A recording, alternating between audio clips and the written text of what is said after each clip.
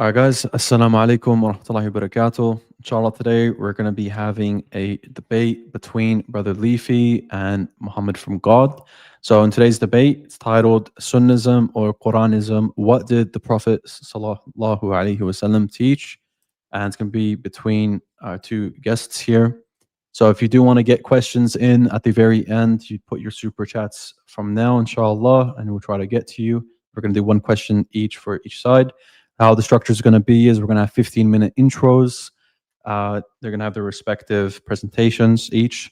Then we're going to have 10-minute rebuttals, 15-minute cross exams. We're going to try to make sure that the person who's being cross examined has enough time to respond, but at the same time, the person who's questioning gets obviously the yes or no replies that he wants. 5-minute closings, and then we're going to have Q&A for about 20 minutes, inshallah. So let's try to keep this respectful, guys, in the chat. No blasphemy, no personal attacks on anyone. If we do get any super chats at the end where it's not relevant or it is personal attacks or ad homs, then yeah, I will be sure to ignore you. So yeah, without further ado, Leafy, you can take it away with your intro, inshallah. Yeah, barakallah feek. Right, you guys can see? I'm just gonna give you a three. Yeah, we can see. So I'm just gonna give you 3, 2, 1, and then on 1 you just begin. Yeah, Okay. just give me a warning at 3 minutes and at 1 minute if that's okay. Yeah, I got you. Okay, Right. 3, 2, 1. Yeah, all right. So, Bismillah, alhamdulillah, wa salatu wa salam ala Rasulullah. First of all, I'd like to thank Brother Dean for hosting the debate and my interlocutor for agreeing to debate me. The topic of this debate is Sunnism versus Quranism. What did the Prophet, peace and blessings be upon him, teach? So, the way we understand with any historical figure, what did they believe, what were their norms at that time, is we go to the earliest witnesses. So, for the Prophet, peace be upon him, we go to his known works, which is the Quran, obviously, which contains his sayings and speech. So even the most skeptical scholars like Patricia Crone, they accept that the Quran contains utterances from the Prophet, and that will be the primary source for what we can know what the Prophet believed and thought, right? The second best source is the early interpretations of the Quran, so the earliest sources that we know to interpret these verses. How did they understand it? What was the context that they understood the Quran? Thirdly, we'll go to the understanding of the companions, so his wives, his companions, his friends, his successors. How did they understand and interpret these verses? And finally, we look at the corroborating non-Muslim contemporary accounts to see what they can tell us about the early Muslims and what they believed. All right.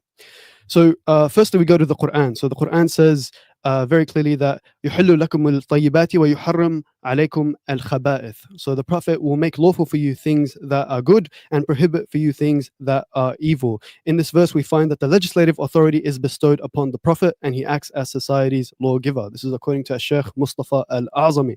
Right? There are other verses that also indicate the same thing. For example, the Quran refers to the Prophet as a good role model, uswatun hasana, and it says to obey Allah and to obey the Messenger.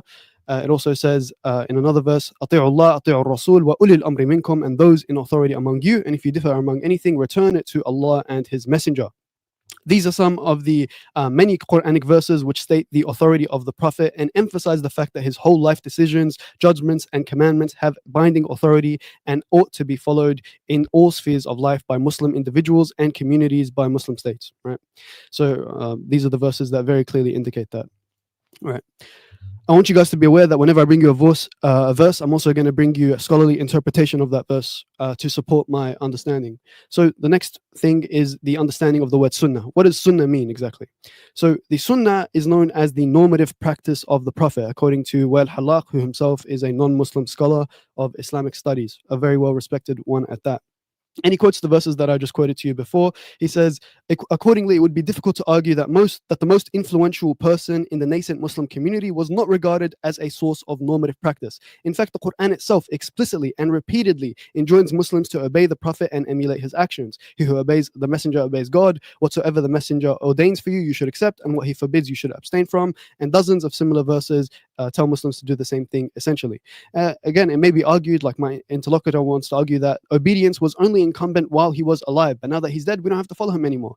But what Halaq says to this, it's a view that doesn't really make sense. It's hard to accept. Firstly, Muhammad, like all the other leading figures who preceded him in Islamic Arabia, represented a source of normative behavior for his contemporaries and successors. The association of certain individuals with the ideal sunnah constituted an integral part of the social value structure of Arabia, with or without Islam. And secondly, to obey him by definition was to obey God, establishing a modus operandi as an exemplary and worthy person of being emulated by his contemporaries and by later generations. Right?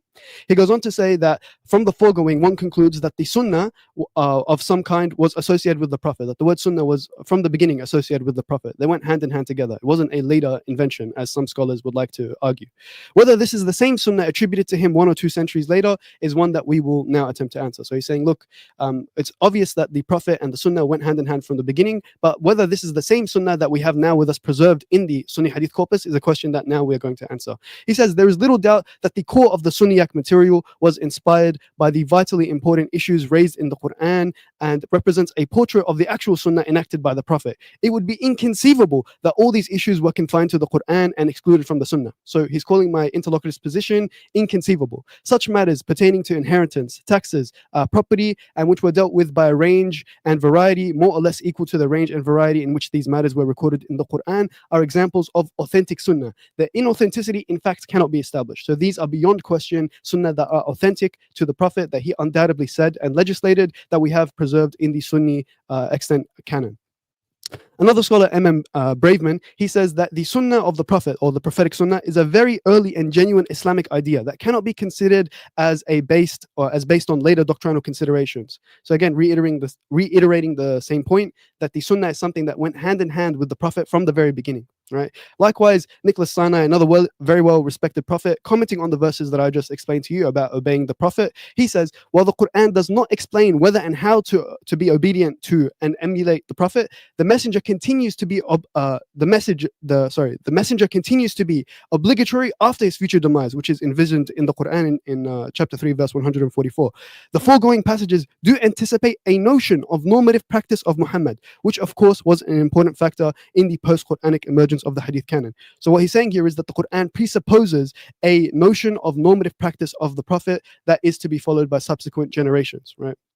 Now, okay, you've shown to us, Leafy, that the Sunnah was there from the beginning and that parts of the Sunnah are definitely authentic. But how do I believe that hadiths as a whole are historically reliable or a source of history? Well, Western scholars themselves accept the historicity of hadith. The best among them is Dean of Hadith, Dr. Harold Motsky. He says, while studying the Musannaf of Abdur Razzaq, I came to the conclusion that the theory championed by Goldzinger, Schacht, and in their footsteps, many othered which included in general and rejects hadith literature as historically reliable, deprives the history of Islam of an important and useful type of source. So he himself considers hadith to be historically reliable.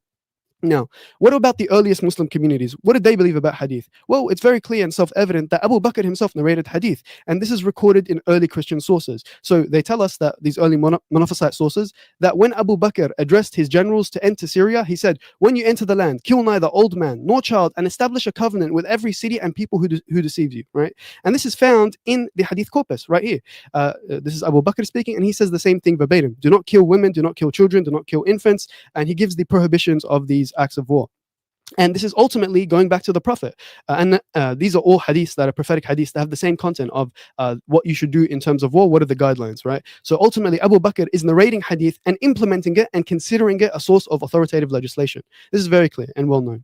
We have other non-Muslim sources. For example, John Bar Pinkay. He's a Eastern Syrian monk and chronicler, and he says about the early Muslims that they kept to the tradition of Muhammad to such an extent that they inflicted the death penalty on anyone who was seen to be brazen against his laws. So again, the term tradition here doesn't necessarily mean like Bukhari, like they had Bukhari with them. No, but the oral tradition that was there and authoritative for the normative practice of the Prophet is what they kept in line with. And this is a non-Muslim source that is witnessing the same event. Likewise, in the early Maghazi literature, here Sean Anthony notes that when Abu Bakr later assumed leadership of the Muslim community after the death of God's messenger, he dispatched 3 commanders to Syria, and he appointed them after different authors. Likewise, at-Tabari, he notes the same incidents, and he says, in that Abu Bakr is recorded to have said that whatever the apostle did is what I will do, and I will not be an innovator, a mubtada. I will die upon his sunnah, right? And this is authentically narrated in at-Tabari and accepted by Western scholars.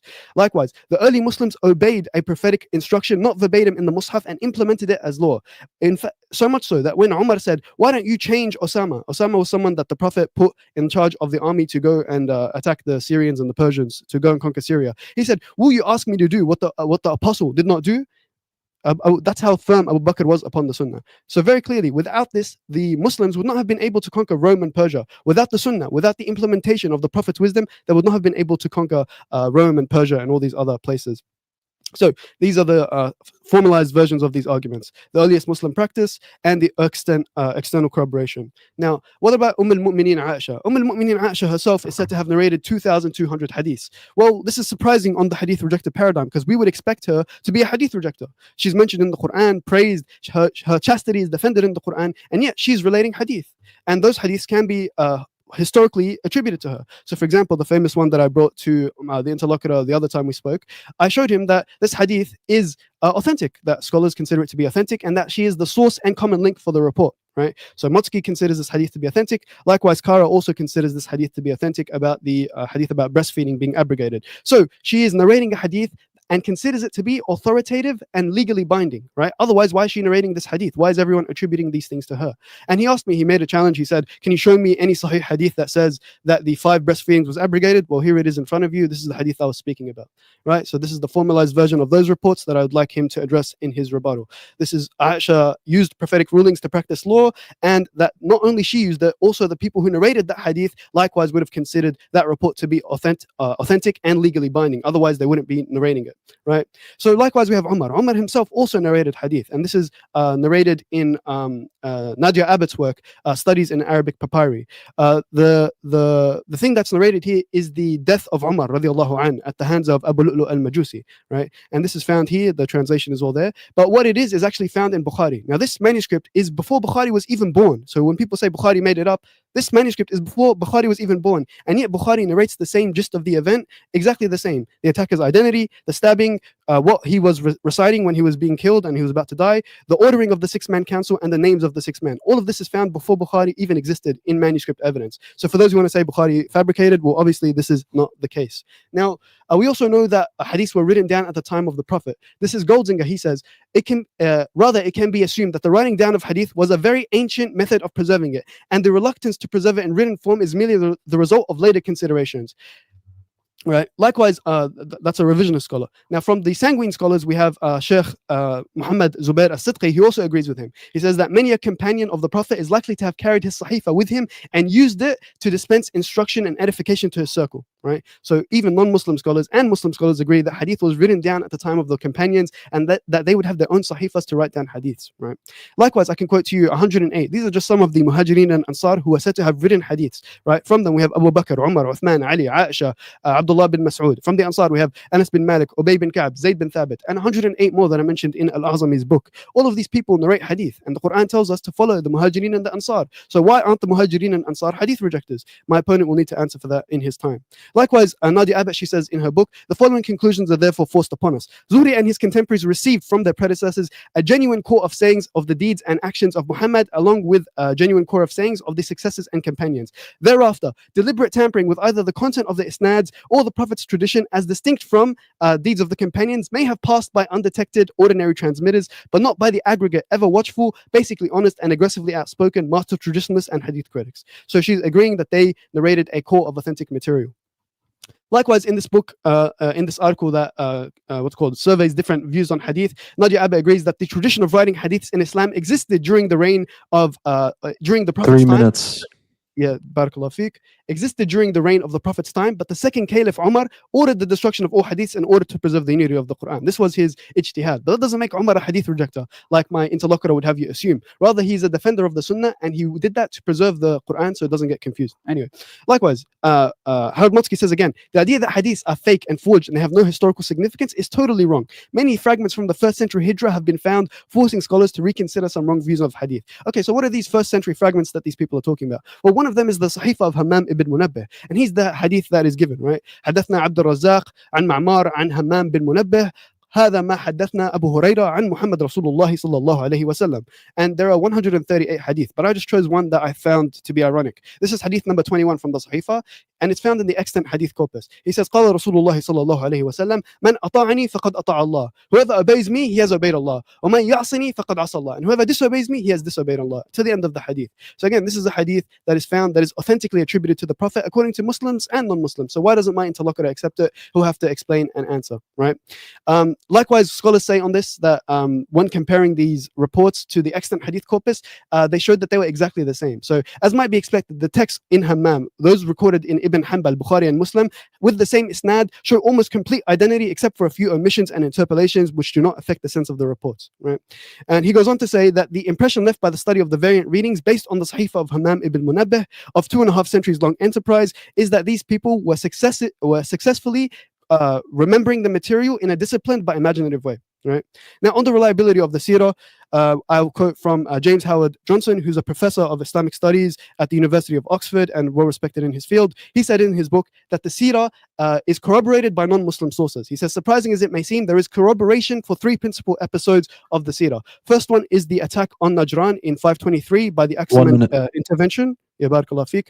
Abraha's expedition in 552 and the Persian takeover of Yemen in 571, and you can read them here. He says the basic skeleton of history is itself stands up remarkably well under critical scrutiny, right? And he says the Muslim narrative of origins can then be used in conjunction with a wide range of non-Muslim sources of proven value to show the historicity of the material. Finally, Robert Hoyland, he says that the non-Muslim sources corroborate and agree with the Muslim sources, and they're all here for anyone who wants to look at them. Echoing David Power's view, this is about the prophetic hadith. He says here that the burden of proof lies with the skeptical scholars. Robert Sargent, he says that we cannot start from the premise that a tradition is genuine, report of fact. So we have to start from the premise that a tradition is genuine. And until you can show me that a tradition is false, then I'll have a reason to doubt it. But we don't start from the position. Yeah, no worries. You can give me like a 1 minute thing to finish it off because I have like 1 slide left. We cannot start from the premise that a tradition is genuine, matter of report of fact, until it is invalidated by palpable bias. And this is the position of Western scholars.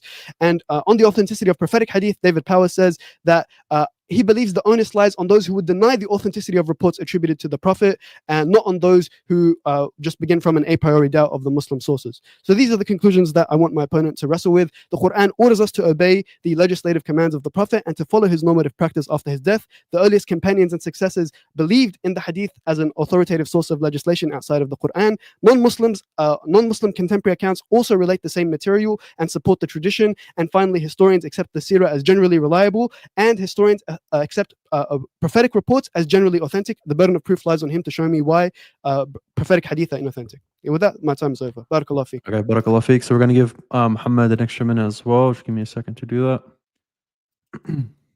And Muhammad, just let me get you up. Here we go. And I will start the time. Yeah, you just muted, Akhi. So Muhammad, you're muted. The other thing muted. Cool. Okay. Yeah. So 1 second. Let me present. Can you add it to the stage? Cool. Okay. So, but you don't need to make me as small. Make me bigger, please, if it's possible. Can we do half and half or a different layout? Yeah, I can do it like the way. So what I can do is I can do it like this, and then just have you on the right or on the left. Sorry. So do you want it like this? Sure. Yeah, in your position. Yeah. Okay. So just once I get you on the panel, I'm gonna start the time within 3 seconds. Okay. So let me get you up. Cool. Let me swap us. That should fix it. And then do that. There we go. Okay. So on the count of 1, when I say 1, then the time will start. Okay. So you got 16 minutes. And 3, 2, 1. All praise to God, the one who sent the blessed Prophet Muhammad and brought down with him a guiding light, a clear book wherein God guides whom he wills from the darknesses into the light and into the straight path, or Sirat al-Mustaqim. We can clearly see this in the verse that is presented to us, that God is saying that he sent a clear book and that he guides with it to the straight path. So God is the one who's informing us about the straight path. And this is what the Prophet is teaching us and guiding us to, is said straight path. And he tells us how to achieve this straight path. This is at the end of chapter 6 of verse 151. He says, come, I will tell you what is forbidden, right? Do not associate anything with God. Be good to your parents. Do not unalive your children. Do not unalive unjustly. Approach the money with do not approach the money of an orphan unjustly. Fulfill the measures, speak justly. And then God concludes very clearly by saying that this is the straight path of Prophet Muhammad, and do not follow any ways. And this is Prophet Muhammad saying this. This is my straight path. So again, this is referring back to what God is forbidding clearly in the Quran, in the clear book that guides to this straight path. The Quran is clearly teaching us that God is the judge and all matters fall back to him. And who's better than God as a judge? And it says this, and who's better than God in judgment for people who are certain. Yet my opponent wants to tell me that there are judgments that are outside of the book of God and attributing said judgments that go against the Quran back to God. The book is explained in details. This is again in 6:114. God is saying that everything has been detailed out for you in the book. So my opponent wants to make the case that the book is not detailed, and we need to find these details in books and other narrations that are outside of the Quran. And again, God is clearly telling us in the same verse, should I seek other than God as a judge? And my interlocutor, my opponent here is trying to tell me that yes, Prophet Muhammad also has the ability to judge, ability to legislate, and it's outside of the book of God. So this is not something the Prophet would obviously teach, because it goes against these clear verses. And we can go as far as God listing many messengers or prophets, and concludes the chapter 12 by stating that there is certainly a lesson in those stories for people of intelligence. This is what the Prophet was teaching us, that we have to reflect on these messengers and prophets and in regards to what they want to teach us. Yet we constantly find in Sunnism, and we will define what Sunnism is shortly, focusing on one prophet and his companions. And that we find in the Friday sermons that topics revolve around the Imam talking about what the Prophet said outside of the book of God, and what the companions did, again, outside of the book of God. However, when we look at their own sources, even in Sahih Bukhari, it shows that Umar bin Khattab, a huge proponent of saying that the Quran is sufficient, states that the Umar bin Khattab recited Surah An-Nahl on a Friday on the pulpit. So his khutbah was reciting the Quran and getting closer to God by allowing the book of God to express itself, instead of trying to put a man between you and God. Now, the Quran itself is telling us that it's clearly detailed, and upon the Prophet is the clear notification. So we can clearly see that because the Quran has already defined itself as complete, fully detailed, that nothing has been omitted away from it, and my opponent is claiming that the Quran does not have all the details, and it was the Prophet to give these details to a fully detailed and a clear book, even though God tells us in the Quran that the role of the messenger is not to but deliver a message. And you can see it here, and only the clear notification is upon the messenger. The Quran also emphasizes to us that the previous groups, the Jews and the Christians, that the books is the sole authority and criterion of Furqan. So God, when he talks about the old people, he keeps telling them, that they will find the judgments of God in the Torah, while the Prophet didn't even have to judge between those individuals, because they already had the judgments from God.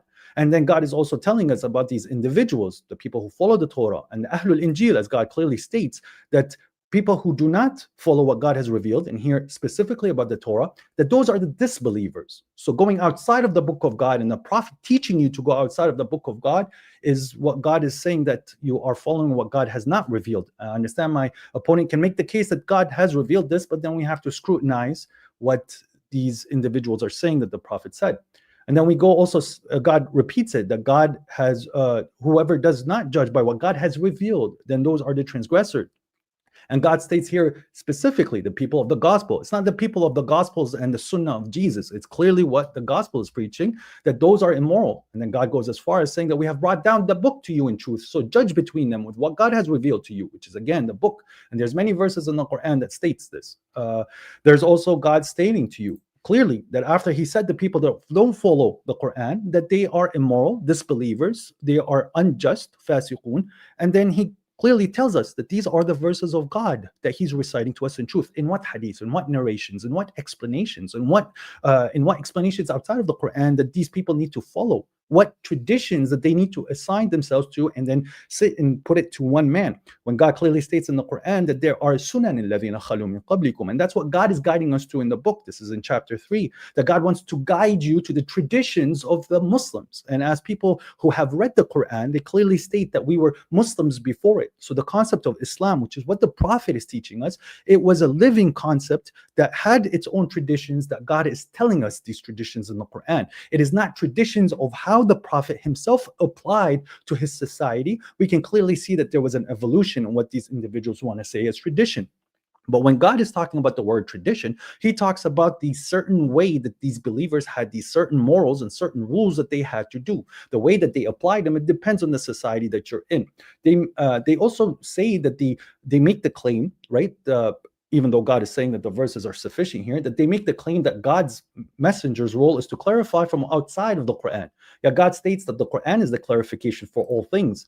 The Quran is a clarification for all things. And it's very clear here that when the people are presenting to you hadith, narrations, and things, and examples, and parables outside of the Quran, God answers this. And he says, and they do not come to you with an instance, but we have brought you the truth and best in explanation. And there's many verses that are showing to you that the Quran is the elucidation and the explanation and the clarifications to all matters. But these individuals are trying to diminish what the Quran is saying, and they're saying that the Prophet is teaching you things that are outside of the Quran. If we grant that the messenger had outside revelation that was recorded to explain the Quran and it was mandatory, we find many crazy and outlandish verses, the exegesis to these verses. So they say that this Quran is being explained by the Prophet, and these individuals were tasked many years after the fact to record it. So we have, for example, the verse Al-Najmi Idha Hawa, the star when it falls. We see here Tabari recording that this verse was about an individual that he denied God. So this verse was talking about the Prophet saying, "Are you not afraid that the dog of Allah will eat you?" So these are the explanations and clarifications that are giving us. Yet we find that the man was eaten by a lion, which is not a dog, and obviously the star when it falls, when they're saying that the Quran is revealed. Again, the star in the Quran is not two words, but you could see that there's so much confusion and so much things that you have to say. You have to look outside of the explanation for you to get understanding. So they say that these books, this what they call the Sunnah and the Hadith books, are explaining the Quran. Yet we need someone to explain the Quran, and it still doesn't make sense for anybody who's coming with a clear way of judging. It is very clear from the Quran that the Prophet Muhammad was guiding his followers to the Quran as the source of divine instruction. He would remind with the Quran and not anything else, as it states in the last chapter of verse 50. We are aware of what they say. You are not a dictator over them. So there's no dictatorship. There is no him assigning things that are outside of the book of God. As God states, why do you forbid what God has made legal? So obviously he has to judge by what God is saying. And it states here, so remind by the Quran, whoever fears my threat. So we constantly see God referring to the gospel, referring to the Torah, referring to the books that he sent. And now the Prophet is being ordered to remind with the Quran. It doesn't say remind Quran and my tradition. It doesn't say Quran and my Ahlul Bayt, Quran and the scholars. It clearly states here that the Quran is the criterion and there's nothing else after that. Now, historically, by which many people have recorded and experts have uncovered, we see a lot of discrepancies of what people teach and what people preach nowadays in Islam, going against not only the teachings of the Quran, but what history is showing. For example, one of the cornerstones of Sunnism is often repeated the Shahada or Shahadatain, where it says, I witness that there are no deities except God and Muhammad is the messenger of God. La ilaha illallah wa Muhammadan Rasulullah. Yet these inscriptions started to appear in the late 7th century on coins and monumental architects as the Dome of the Rock, which highly suggests that these Shahadatain was actually a later innovation. And this is mentioned by Fred Donner and Lindsay present, and there's a lot of evidence to show such things, where we see on tombstones where individuals are putting La ilaha illallah, which later became La ilaha illallah Muhammadan Rasulullah. And we see the same thing that is being presented to us in the coins and what people were finding.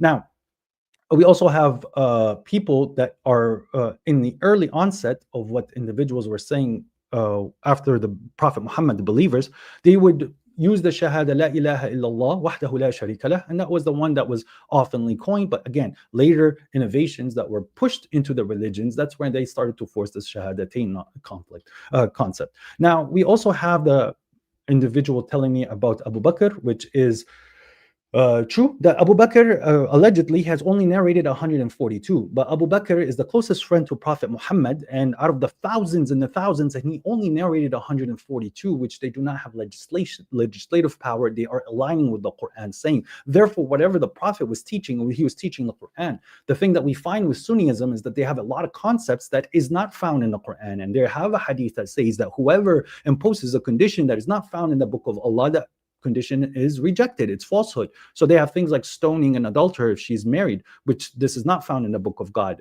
My opponent presented Aisha, which is a concept that where she says that this is abrogated. It's still in the book when he passed away, and this is Sahih Muslim. He wants to take me to other narrations to disprove his own hadith, and this is usually what they do, but it clearly states in the Sahih that it was being recited while the Prophet was passed away, which we don't see.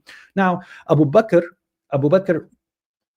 he also did not champion the propagation and the transmission of hadith. He was focusing on the Quran, and this was later emphasized by the second Khalifa Umar, who ruled from 633 to 644. This is the second most important Khalifa according to Sunnism, after the blessed Prophet Muhammad, who made a societal legislation as a awli al-amr, and you have to obey the people of authority.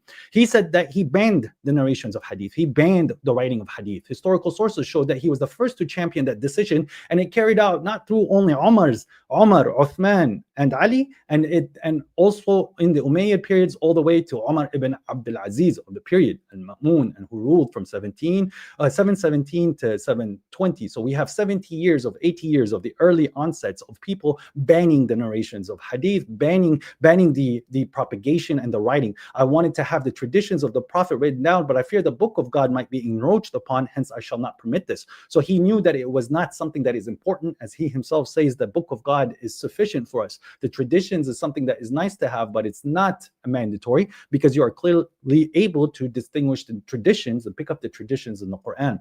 Now, we also see that Omar is saying, he goes on as further saying, he therefore changed his mind and instructed the Muslims throughout the provinces, whoever has a document bearing a prophetic tradition, he shall destroy it. So he did not want to propagate it, and he wanted to champion that the Quran is sufficient.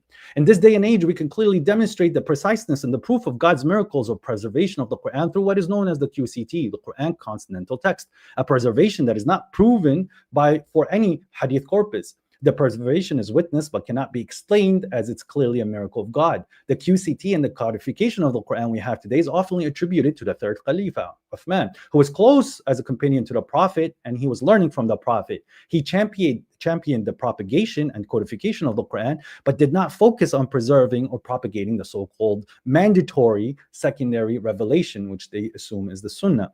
In the early onset of Islam, the community, especially after the blessed Prophet Muhammad, especially judges and people of authority, they adhered to the Quran with a concept known as ar-ra'i, which the Sunnis usually like to downplay these individuals, or human opinion, where the Quran would have been used as the primary inspiration, and it was for the individual to understand using reason on the best way the verses to be applied. So there's an evolution with the verses. There's ijtihad and the societal changes with the pressures that are coming from what the society requires. They are forced to go back to the Quran and understand the verses a little differently to be applied. There was also another major group known as the Mu'tazilites. They pushed for the use of rationality, and they were again in power. And this is during the onset of the Islamic Golden Age, when the Mu'tazilites were very affluent, were very popular, and we have a very well-known and respected scholars such as Al-Jahiz that's downplaying hadith, and he goes as far as saying that the people who followed Abu Huraira would be the Nabita, the contemptibles. So he really looked down on hadith because it goes against the rationality, it goes against what people are saying, and they just want to go and try to find a few verses where they find some things that are aligning with the Quran, and they forget the rest of the corpus, which is the majority of it was lies.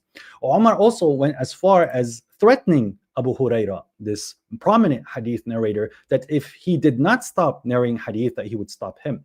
Later emergence of written hadith collections, crucially the formal compilation of hadith literature, which later became the backbone of Sunnism. The actual compilation, it was a later thing, occurred long after the Prophet and the early companions. Historians point out that no comprehensive hadith collection was written up until in the 7th century. The earliest known works, aside from Ibn Ishaq's biography, is Imam Malik's Muwatta, which appeared in the mid-8th century, about 150 years after Muhammad. And in Muwatta Malik, we see narrations that it states that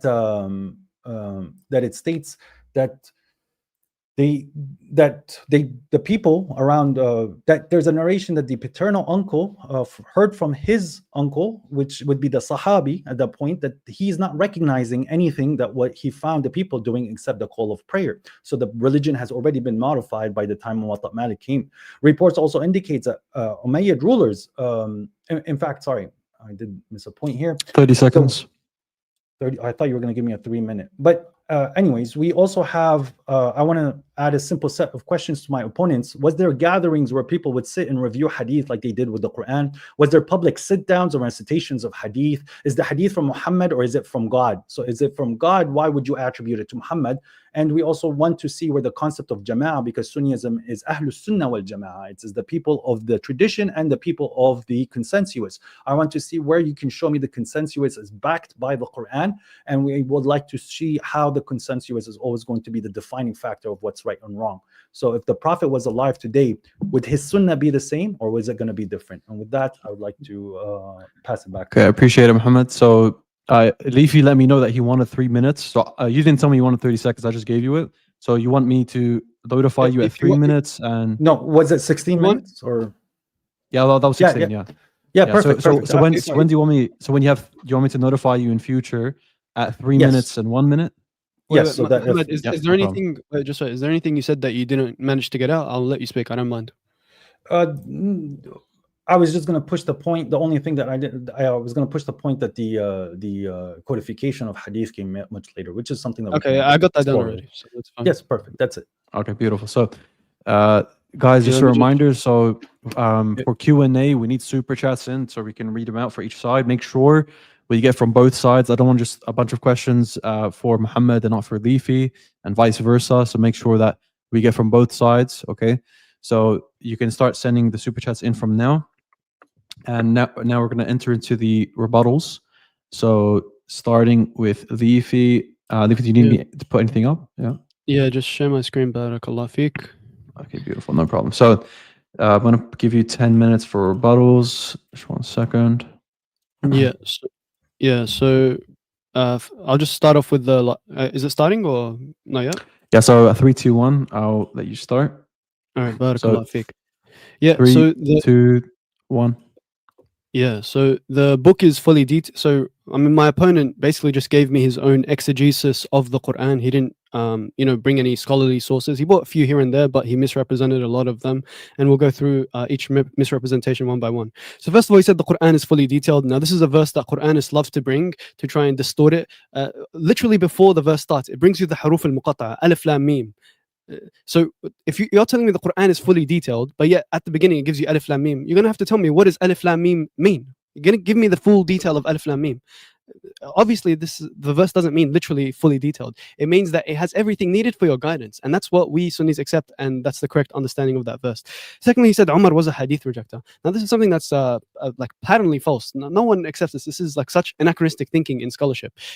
Sheikh Mustafa al-Azami talking about people who disliked hadith. So this is common objections. Companions dislike writing hadith. He says, summing up the argument regarding the reasons for disliking recording of hadith, there is no evidence that the interdiction of writing was based on the order of the Prophet. It was based at one time or another on personal prejudice. Nevertheless, the same scholars committed a hadith to writing. The recent research has proved that almost all the hadith of the Prophet was written down in the life of the companions, which stretched to the end of the 1st century. He goes on to say, summing up the argument, Al-Khattab describes reasons for disliking recording. He gives several reasons, but there is no evidence that the interdiction of writing was based on any prophetic order. Many scholars who disliked writing at one time or another, purely based on personal prejudices, nevertheless committed hadith to writing. So this is not something that Umar got from Allah, or he got straight from the Prophet. No, it was his own ijtihad, that he didn't want hadith to be confused with prophetic, with the Quran. So until there was this clear distinction between them, then the later writing took place. So again, Umar is not a hadith rejecter. This is anachronistic thinking.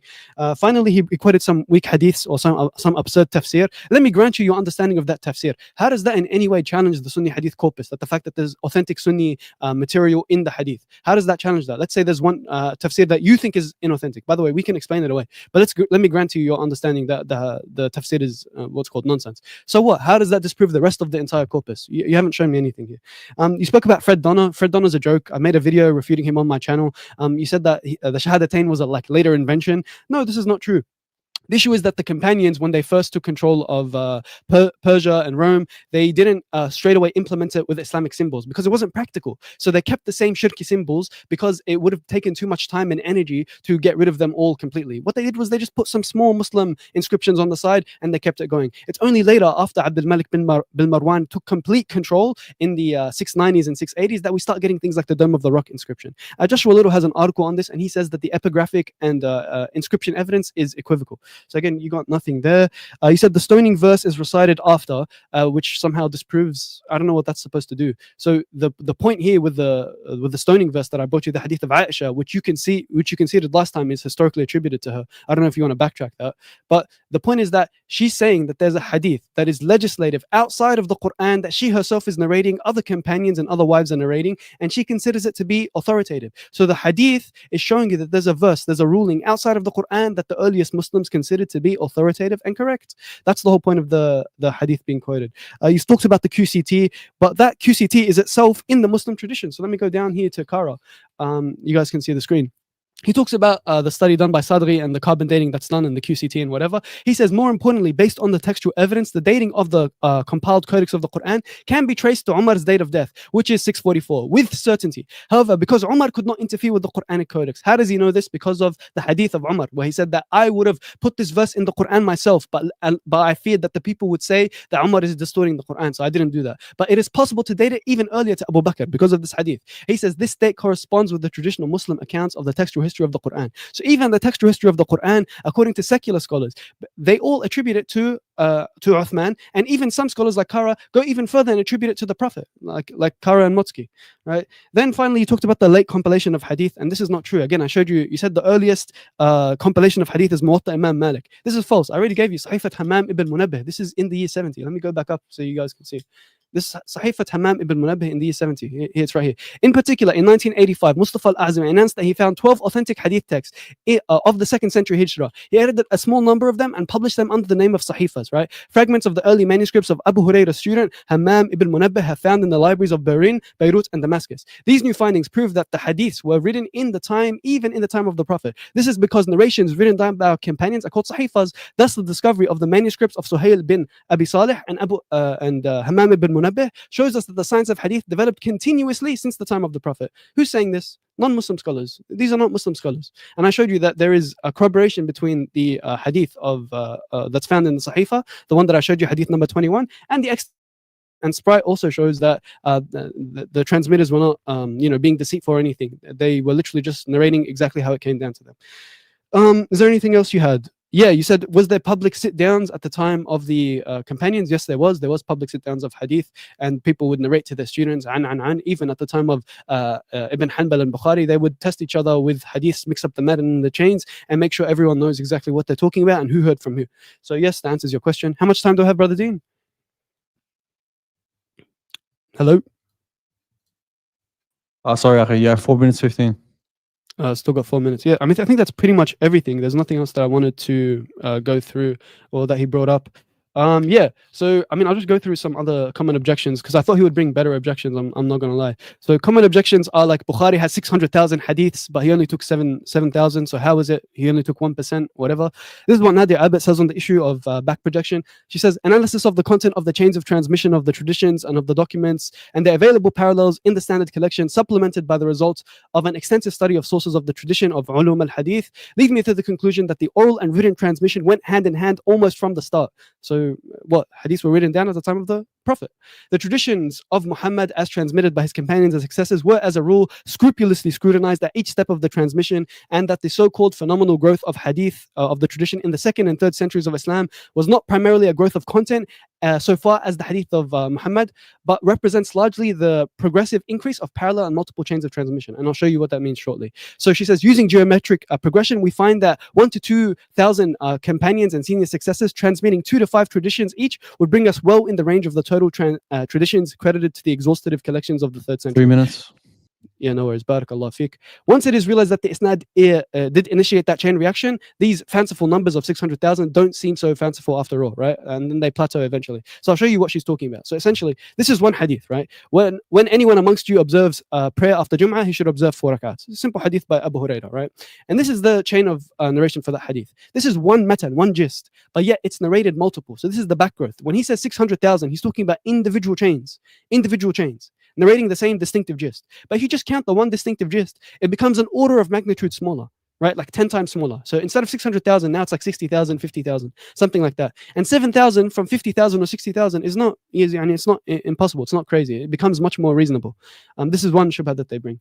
Finally, on the authenticity of sources, he hasn't, hopefully he addresses it in his rebuttal. He says, the following conclusions are therefore forced upon us. Zuhri and his contemporaries received from their predecessors a genuine core of the sayings and deeds of Muhammad, together with a genuine core of sayings of the deeds of the companions and successors, along with some accretions that, because of human mistakes. Obviously, it's going to happen with oral tradition. Thereafter, deliberate tampering, either with the content or the snads of the Prophet's tradition, as distinct from the sayings and deeds of the companions and successors, may have passed undetected by ordinary transmitters, but not by the aggregate, ever watchful and basically honest, aggressively outspoken master traditionalists. So she's telling you that there's a content, there's an authentic core of traditions that is being narrated by Az-Zuhri. So why don't you take them? Why don't you take them? That's the question. If you do, you'd become a Sunni. And finally, on the chain of transmission again, because some people talk about authenticity, Bernard Lewis, he's an Orientalist. He says, traditional science, as it was called, differed in many respects from modern historical source criticism, right? And they often disagreed with the evaluations of traditional scientists about the authenticity of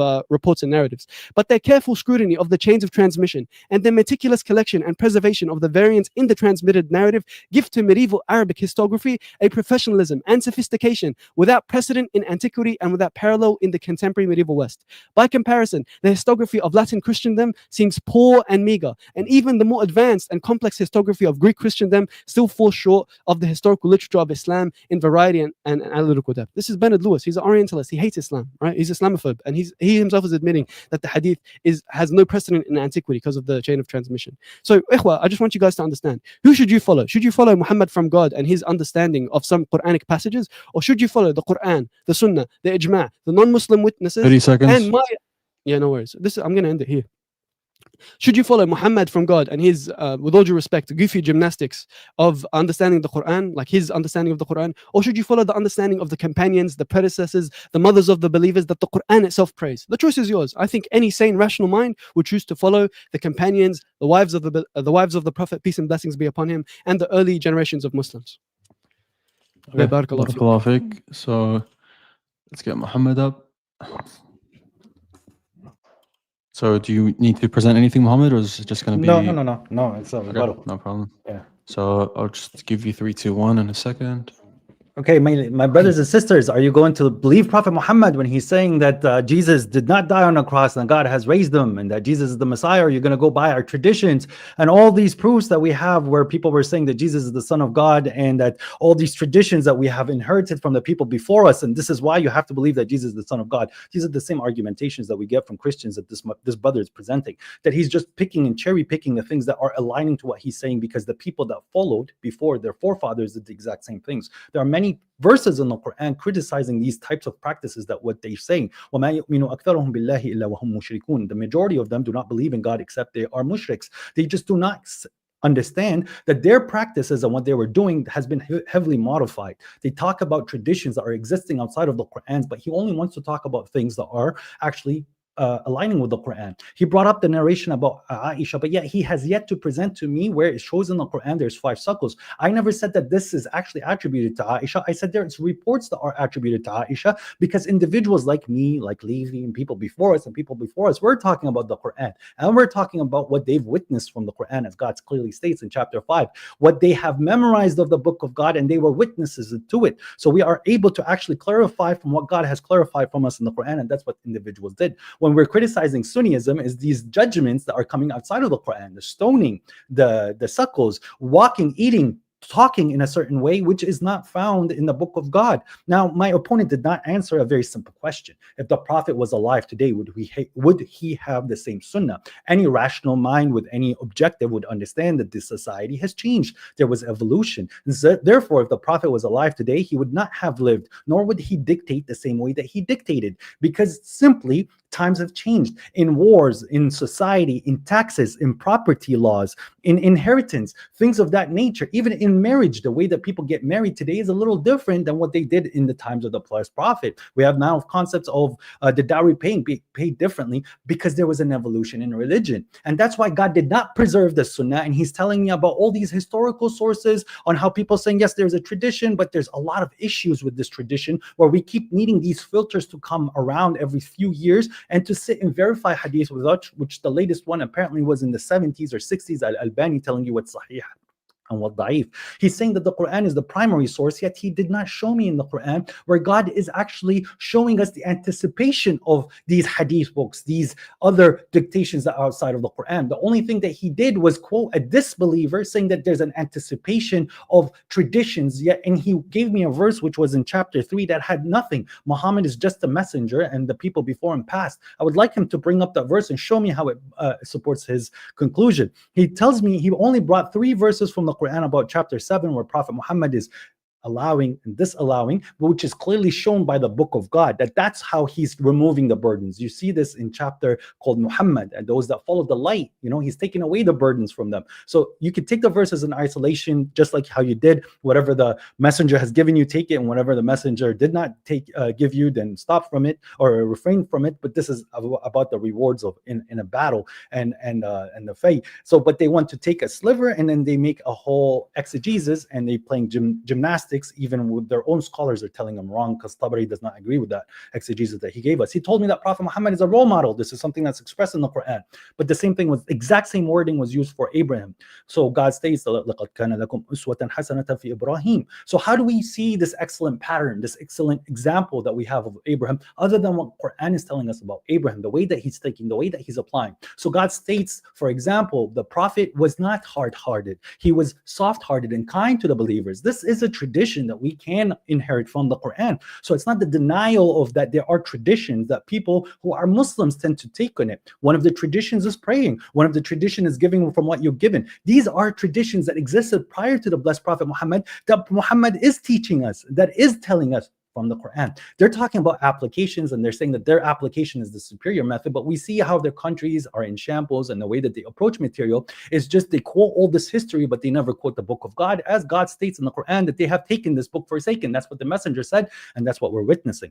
Now he's telling me about the definition of the sunnah. The sunnah is defined in the Quran different with what we're doing. God is not going to sit and tell you to follow the sunnah of one individual because you're going to fall into idolatry, and that's what we presently see from them.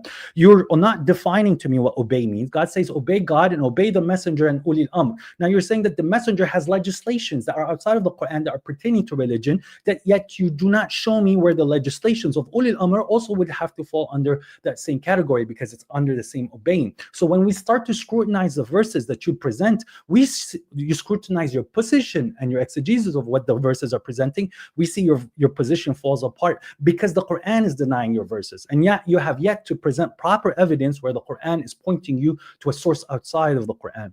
Now, other thing is he's telling me about the taxes and the inheritance. I've already answered that there was an evolution. We could clearly see that with Umar bin Khattab, for example, when it came down to the policing and how taxing is going to work. And then they started to attribute that to zakat and taking a certain portion. This is also historically been preserved with what not preserved, written down by different corroborating witnesses. But at the same time in history, especially in hadith sciences, for every report, there's like a report that negates one, and then there's all these contradictions. But we do not find this with the Quran and the history of the Quran. They like to use a fallacy because of how amazing the Quran was preserved. They want to attribute that this preservation is because of the hand of man, and therefore they preserve the other things. But we have, for example, one of the reciters, the readers of the Quran, Shu'bah Ibn Hajjaj is saying, I fear that nothing will lead me to hell more than hadith. And he says, I never heard Jabir ibn Zayd say, the Prophet said, Qala Nabi, right? Yet the young men around here are saying it 20 times an hour. And this is what we constantly see from Ahlul Hadith, where it's Qala Rasul, Qala Rasul, Qala Rasul, Qala Rasul, Qala Rasul. But when we look at the Quran, it states that Qala Rasul is in the Quran, Qul, Qul, Qul, Qul. And when we see the questions that are being asked to the Prophet in their Hadith narrations, like when is the last hour, God is giving you the answer, Qul. that the knowledge is with God. But we don't see that in the hadith. We don't see the direct instructions of God. We see them tampering so that the people would have these doubts, so that they would start to idolize and they would start saying lies and they would fall from it. This is the subversion of religion that we found in Christianity. This is the subversion of religion that we found in Judaism. And this is the subversion that we found in Sunnism. The 3 hadith minutes. about, so he's telling me about the hadith about war. These are things that we are capable of actually understanding from the Quran. You cannot transgress. You cannot kill the innocent. You cannot fight people who are not fighting you. These are concepts that are found in the Quran. But now show me how that means that I have to stone adulterers because it's not found in the Quran. Just because there is some truth to hadith, you're saying to accept the whole hadith. But I can push back and saying to you, I can find lies in hadith and false narrations, so therefore I would reject the rest of it. So the exact same extremist positions that you want to present, I can also take that same position. I understand that there are some truth that aligns to what the Quran is saying, and that is acceptable. Certain things in tafsir is acceptable because it's what the Quran states. Some narrations, I wouldn't say that the Prophet said it, but it would align with the Quranic mentality. That's acceptable. But what we have, the problem is this over-reliance on legislation that is outside of the book of God, and it's causing division, it's causing hate. You're saying that the Prophet was promoting and teaching that there was going to be 73 sects, where the Quran states that anyone who, he's saying from my community there will be 73 sects, yet the Quran clearly states that whoever became a sect, you are nothing to do with them. So why would the Prophet say my community when the people who are sectorized, such as yourself, they're not from his community? Now, we understand that the tradition is an application. I want him to simply answer, would the Prophet have the same sunnah as today? Would the Prophet do and live and eat and act in the exact same manner, or would it have been evolved to the time? And this is the push of what the Quran alone community is. This is what we see Omar has. Omar, if he had like the some of the wisdom that was bestowed on the Prophet of understanding and applying the Quran, and he learned from that, he went and evolved with that, and you could see that. So when the concept of Taraweeh, he clearly said that let's put one imam and let him run the prayer, right? And then he came back and he said this is a good innovation. So this concept of subjective understanding of the Quran by the leader, not some individuals that keep making mistakes, people that are becoming influential because of their understanding, because of their worldviews, we clearly see they're evolving with the time with the Quran. But your hadith, which is your love the isnad, is to catch the liar or to catch the Shi'i, because the concept of isnad did not become prominent except in the way that you guys perceive it until the time of the Mutawakkil, when they needed to find the Sunni and the Shi'i because of sectarianism and politics. Ladies and gentlemen, you can see my opponents adhering to all these scholars and these texts and 30 seconds. stuff. But he is not showing you Quranic evidences that proves his position. He has yet to tell me where the Jama'ah and the concept of the Jama'ah comes as one of the things about Sunnism. He's defining Sunnah, and then he's attributing Sunnah as Sunnism. Sunnism is much different than what the Sunnah is talked about in the Quran. We do not deny the concept of Sunnah, Sunnat Allah, Sunan alladhina khalu min qablikum. What we deny is the legislative power of Sunnah. Like if you wear red is haram, if you wear gold is haram. All of this stuff is nonsensical and it cannot be proven by the book of God.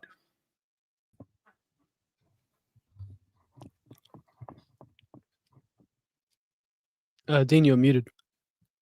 Yeah, sorry about that. So, yeah, guys, we've got super chats in from Muhammad. I think all of them are from Muhammad, to be honest. Let me read this last one. Of course it is. Yes, yeah. So they're all from Muhammad. So if you don't mind, guys, so Wait, Muhammad, wait, yes. Dean. What you can do is you can get, because I think Muhammad, you're streaming as well, so I'm sure your audience will have questions for me. So if you can pick questions, that's fine as well. Sure, and I can just pick them up, guys, if you want to. But is it question and answer time? Yes, yeah. So just guide them towards. So Muhammad's audience, you're streaming. Guide them towards my channel. Super chats are going to be prioritized, and if there's no super chats at the end, then it's just going to have to be random from Muhammad's audience. Okay. So Okay. if you do want to be prioritized from if you want your question prioritized directed against Leafy and you're on Muhammad's position, then be sure to send super chats. Otherwise, it's going to be at random. Yeah. So we're going to do the best. Yeah. So the most influential part within the debate, the cross exams. Sorry. I just want the people on my channel no insulting questions, because you guys are saying things. It's not. Well, let's keep it on the subject matter. Yeah. So anything that, like I said at the beginning, that's derogatory, off topic, we're going to ignore. Okay, from both sides. So now we're gonna have cross-exam. So like I said at the beginning, guys, it's gonna be 15 minutes. Okay. So the cross-exam is 15 minutes. We're gonna start with Leafy cross-examining Muhammad. So let me just get this up. So you got 15 minutes, and like I said at the beginning, try to answer directly. And if you have any leading up questions, that's fine, but don't ask too many leading up questions. Otherwise, the person will feel like he has no time to actually give a satisfactory answer. Okay. Yeah, So 15 minutes. Yeah, 15 minutes, and we're gonna start at 3, 2, 1. Okay. So 3. Muhammad's not there. You can go ahead. You can go ahead. People can hear me. I'll just Okay. wait for you to come and sit down, Habib. Sorry. No problem. Are you good? Take your time. Cool. Let's go. Okay. So we'll start at 3, 2, 1. 3, 2, 1. Start the time. All right. So who knows more about the Prophet and his teachings, you or al-Mu'mineen Aisha, It would be the mother of the believers. the mother of the believers? Correct. So why does she narrate 2,200 hadiths if she didn't think hadiths were authoritative? How many hadith? 2,200. You can't prove that. Yes, I can. Then go ahead, please. Yeah, it's in our tradition. That doesn't mean that it's true. That's a circular reasoning. You're saying that 2,200 because people said so. No worries. No worries. Aisha narrated one hadith, and she considered that one hadith to be authoritative and legislative. That's all I need to disprove your position. Why is Aisha narrating hadiths? Even if you say 99% of them are fabrications, which I obviously don't agree with, but for sake of argument, no problem. That 1% that she narrated that she considered to be authoritative and legislative, why is she narrating that if the only thing you need is the Quran? If it's something that's been recorded a little later, can't somebody piggyback off her name? No. So are you telling me that the 2,200 hadiths, all of them are back projections? No, some of them could be. I'm saying are all of them back projections? Some of them could be, and because there's the I'm not asking about some of them. I granted to you some of them could be. Are all of them back projections? No, it does not necessitate that all Okay, of them. so Are. she- Some, so she some of them narrated- could be true. Could be true. But No it's problem. upon you to So prove the it. hadith- no problem. So the hadith about stoning, which Matsky and Kara accept as authentic, and she's the source and common link for it. That hadith is legislation outside of the Quran. Why is she narrating it?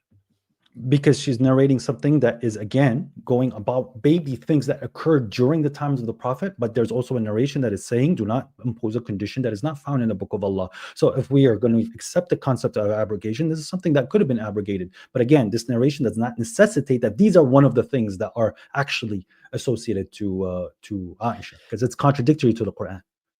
No, it's not contradictory to the Quran. It's saying that the hadith is saying that these verses are abrogated, meaning they're not in the Quran anymore, but people still recited it. So they can recite a verse that was abrogated. What's the issue? Okay, so when they're reciting it and it's not in the Quran, is it part of the Quran? No, it's not part of the Quran. It's an So why are abrogated you verse. practicing? You can still So why recite you it practice? because the ruling is not. Because the ruling is not. Yeah. So Leaf is meant to be questioning, guys. Leaf is meant to be Sorry. questioning. Alright. Yeah, he can ask a clarifying question. I don't mind. But why the ruling is abrogated, but the verse is abrogating, but the ruling is not abrogated. Prove it. I'm saying that's what it is. That's what the hadith says. That's attributed to Aisha, al-Mu'mineen, who you said knows better than you. That's attributions, but it does not mean that she actually said that. And the other thing that could have been a political push. And the other thing is we have a lot of sources showing that there's things called Israeliyat, which is the influence of the people of the book, which is specifically the Jews. That's not on the And topic. that's one of the With all due things that the Jews have. The Jews have the stoning, and you guys are just following a lot of what the Jews say. Yeah, that's with the previous scriptures, but that's fine. But that's where do we you believe- find stoning the adulterer is from. We don't find that in the Quran. Am I lagging, or is he lagging, or what's going on? Yeah, let me pause the You- time. So you're lagging a little bit there. So Yeah. just try to make sure that your connection's okay. Speak now. Yeah, can you? Still lagging. Leafy. Can I ask a question? Oh, Yeah. Hello, can you hear me? Yeah, keep speaking. Let me suss it out. Yeah, can you hear me or no? Because it was cutting in and out for a little bit. Yeah, so now it's better, yeah. Now you're better. Yes. Yeah. Okay. Cool. So I'll just. Yeah, and ask you- guys, just before I play again. So cross exams mainly, Leafy, you should be questioning him primarily. You can add little comments here and there, but primarily they try to keep questions to him. And then I think let's continue from there. So I'm gonna start the time. I'm gonna give this time an extra 10 seconds because you were lagging. But yeah, so you got 11 minutes 55 seconds. I'm gonna start it in 1. So 3, 2, 1. Yeah. Can you name anyone from the Muhajirin and the Ansar who were hadith rejectors like you? Zayd Prove it. in the Quran. How was he a hadith rejector? Oh, I thought you said to name me from the Ansar and the. I said, Dean, pause the time. Sure. You didn't hear my question. I thought you were asking me a name of Ansari. No. Yes. Okay. No, my question was from. Understand. Can you name me from the Muhajirin and the Ansar anyone who was a hadith rejector like you? That was my question. So, concept of hadith rejection is there is no legislations outside of the Quran, and the Book of God is sufficient for us as guidance. Every single one of them that followed the Prophet in truth, in guidance, would have accepted that, where the Book of God was the criterion, and there's no judgments outside of that. You're not answering my question. I said, name me someone who believes the same thing you believe and was a hadith rejector the same way you're a hadith rejector. Give me one name of a muhajir or a ansari. Umar. Umar was not a hadith rejector the same way you are, but if you think that, then that's fine. I'm saying Hasbuna Kitab Allah. So when we're going to go with the criterion, and we're going to doesn't mean I'm a hadith rejector, bro. This but is like you don't understand what hadith rejection is. Hadith rejection means that there's no legislation. Let me ask you a question. If I look at the history and I look at the history of hadith, and I can accept whatever I want, but the history is not necessary for the Quran. No problem, Habibi. Do you have a single scholar who says that Umar was a hadith rejector in the same way you were, who rejected the legislative authority of hadiths? Name me one. Umar did not practice any legislation authority outside. I'm asking you to name me a scholar. I'm asking you to name me a scholar that says that Umar rejected hadith as a source of legislation outside the Quran. Do you have a single reference? Yeah, he himself, his own quote, Hasbuna Kitab Allah. Okay, no problem. Umar is his own scholar. All right. If okay, do you believe Bukhari then? Bukhari was okay, no problem. Bukhari, do you believe Bukhari narrated on no Umar, problem? No problem. Next question. Do you believe in messengers after the Prophet? Because you said there was some that's going to be sent to the Ottomans and to America and to Trump. Do you believe in messengers outside the Quran? Yes, but there's no prophets after the Prophet. No prophets, but there's messengers outside the Quran, right? So why did Abu Bakr fight Hurub al-Ridda? Why was he fighting Hurub al-Ridda? Again, what's that got to do with the Quran and the question? It's my question. I can ask you whatever I want. Why is Abu Bakr fighting Hurub al-Ridda? Because he's fighting apostasy and people trying to undermine and subvert their religion like they did in the Abbasid region. Okay, what was the whole point of Hurub al-Ridda? Do you know? Again, this is not pertaining to the religion. Okay, I'll tell you. It's because of Musaylim al-Kadhdhab. He claimed to be a messenger after the Prophet, and the early Muslims came to consensus that there cannot be a messenger outside after the Prophet Muhammad, peace and blessings be upon him. But yet you're here telling me that there's messengers after the Prophet. Don't cut me, please, while I'm asking questions. Sure. Do you have any contemporary non-Muslim sources who document the existence of hadith rejectors at the time of the earliest generations of Muslims? Shafi'i. Yeah, so Shafi'i, let's pull it up right now. Dean, can you pause my time while I pull up the source? Yeah, I got you. So you got 9 minutes, 11 seconds left. So guys, while he's pulling it up, I pause the time. So just guys, be sure to send those super chats in. We got again, like all from Muhammad. So if like I said before, those that hold to Muhammad's position, come on the channel, send super chats through so we can get some for Leafy as well. So I'm gonna make that just bigger because it's pretty small. 1 second. Yeah. So let me just no problem. Yeah, I'm gonna start the time now. Okay. Yeah. No. Just wait. I think it's 10 minutes or 9 minutes, something like that. But yeah, 9 minutes, 10 seconds. Yeah. Yeah. Can I just read the source and ask him questions? And then once you ask the question, I'll start it. Okay. Yeah. Yeah. No worries. Yeah. Yeah. So this is what you're quoting, right? So everyone is on the same page. This is from this is from Imam Shafi'i's Jami', right? He says, "I have not heard anyone, whether others counted him or him himself as learned, disagreeing that God Almighty and Exalted has made it obligatory to follow the command of God's Messenger, peace and blessings be upon him, and to submit to his judgment. For God has not made it for anyone after him except to follow him. And no statement is binding in every circumstance except God's book or the Sunnah of God's Messenger, and whatever is besides them follows upon them." Right? He goes on to say. Okay. So yeah, there's more. Okay, go on. Yeah, there's more. Yeah, it's not too much though. What is obligatory and required is to accept the reports of the messengers of God. This is the Basran Kalami Mu'tazili, like proto-Mu'tazili guy that Shafi'i is arguing with, right? He says, "I said, God has indeed obligated for us to follow the messenger's command." He said, and he quotes the verse that I gave you, وَمَا أَطَاعَكُمُ الرَّسُولُ فَخُذُوهُ وَمَا نَهَاكُمْ عَنْهُ فَانْتَهُوا. And then he said, "It is clear in the revelation that it is an obligation upon us to take what we were commanded and to refrain from what God's messenger forbids us." He said, "I said, and is that an obligation one and the same for us and those before us and after us?" He said, "Yes." So okay. I'll continue. Yeah, just let me finish this as well. Last one, This is all the right. Yeah. Go on. Last one. He said, I said to him, I see you have returned to accepting the reports from the Messenger of God with consensus beneath it as corroboration. He said, that is what is obligatory upon me. And I said to him, do you establish matters of blood and inevitable birth? This is about testimony. He said, by testimony, and that is not by encompassing knowledge, thus I have been commanded. So very clearly, this guy who Okay, wait, says one that second, hadith- 1 second, 1 second. Let me get your timer. 1 second. Okay, No, This is not cross examination. 3, 2, 1, go. Wait, that's part of his time. you can, if No, you want to no, read a no, no, source, it was no, it was. No, if you want to read a source, likewise. if you read a source, you can, yeah, we'll pause it for you. It's the same. yeah, because Sure. it wouldn't be a question or any substance. This is just going back to the source that you provided to Leafy. So let's Yeah, start in 3, no, 2, 1, go on. Yeah, so this proto-Mu'tazili Basran, who's arguing with Ash-Shafi'i, very clearly reverted back to accepting the Quran and the Hadith. And he wasn't a Hadith rejector in the fullest sense. He only rejected single-strand Hadiths. That's what he rejected. He didn't reject Hadith as a concept, as a whole of legislation outside the Quran. So when you're quoting him and you're saying that he's, he's a Hadith rejector, this is not correct. Can you explain to me why you think he's a Hadith rejector? Because the thing at the beginning, which you didn't say, حكاية قول الطائفة التي ردت الأخبار كلها. So they rejected the whole narrations. Al-akhbar is the narrations, and it's كلها. So you're just sitting giving me one example, and I'm showing you there's an existence. Of course, the people that are enemies to what we stand on, they're going to sit and give you their point of view, which is wrong. It's the same thing that what we know the majority about the Mu'tazilites is because of what Sunnis wrote about Mu'tazilites. It's not the Mu'tazilites talking about themselves. It's very clear that the early onset of many Muslims, they rejected much of what's being circulated and they stuck to the Quran. And this is also corroborated by Umar, where he was sending somebody to Basra and saying, one of the cities, and he's saying, do not, you're going to a city where the Quran is like the buzzing of the bees. Do not sit and burden them with the narrations. No worries. So when he says to him, I said to him, I see you have returned to accepting the report of the Messenger of God with consensus beneath it. So, and he says, that is what is obligatory upon me. So has he returned? Has he abandoned his ways of hadith rejection at this point? Because the problem that was being presented is yes or no? Just yes or no. Did he abandon his? So he used to be a hadith rejector. He argued with the Shafi'i, in that story, he was taken out of ignorance, and then yes, he reverted back to idolatry. Okay, so he's not a hadith rejector by the end of it, right? Because he was taken back by what the guy said, which was incorrect and unfactual. Okay, no problem. It's not about hadith. Okay, no problem. Is eyewitness testimony dhanni? Eyewitness testimony is the people that were present there. No, I'm asking you in general. Is eyewitness testimony dhanni? Is it probabilistic or is it certain knowledge? People who have seen it to a certain degree is probabilistic, but it's certain. First, no, it's probabilistic because it's based upon what the person. Which one? Okay, just make it clear because you're waffling. Let's go. Yeah, probabilistic. Okay. Yeah.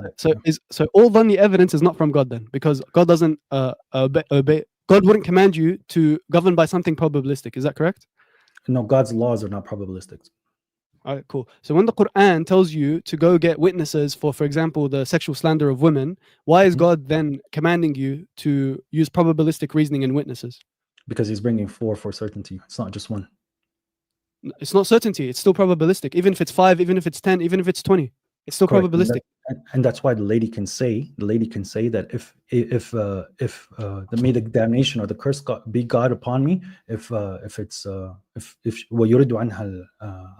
she can testify to God using God as a witness that it's not true. Okay, but it's still probabilistic because she could be lying, correct? It's not certain.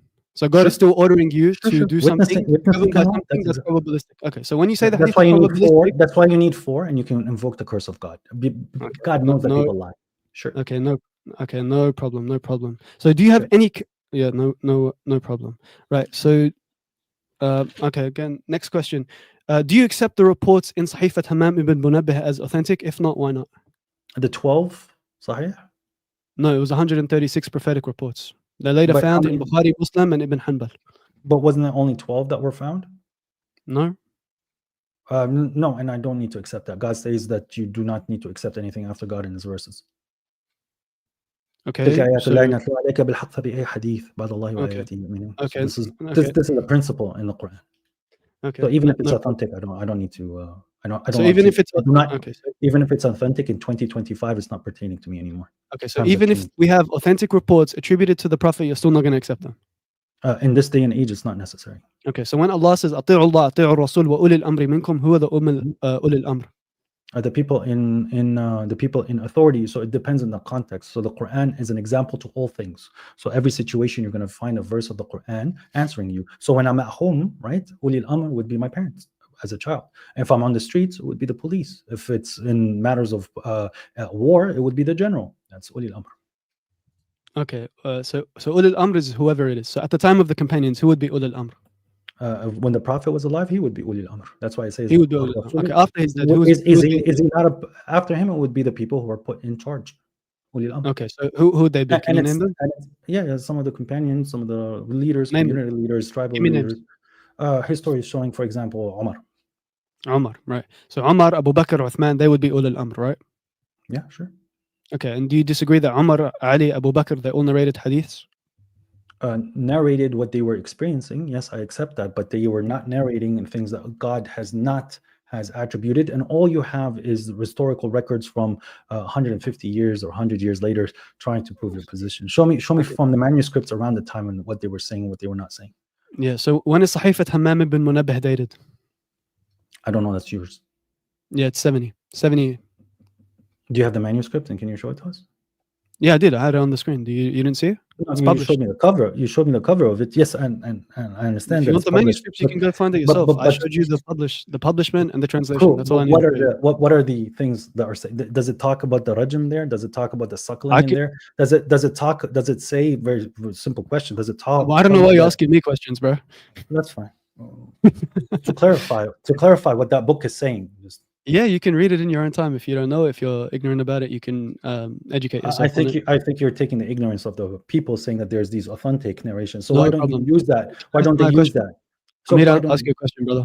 Go ahead. Yeah, no problem. Why does Nicholas Sinai say that according to, I'll go to the point you raised in your rebuttal. You said 3 verse 144, that Muhammad is just a man, many of the messengers passed away before him, etc., right? So this is talking about his future demise. So the Quran knows that the Prophet is going to die. And it's saying that even though it knows that the Prophet is going to die, these verses that we're supposed to obey him, the ones that I cited to you, are still in effect. So he's saying it anticipates a notion of normative practice of the Prophet. So what is that normative practice at the time of the Prophet? Can you show me how that verse is talking about normative prophet? It says right here. Can we stop so we can... Yeah, I can stop the time and you can pull it up. So you can share your screen? Sure. Yeah, no worries. So are you sharing your screen or do you want me to share my screen? I'll share it. I'll put it right here. No problem.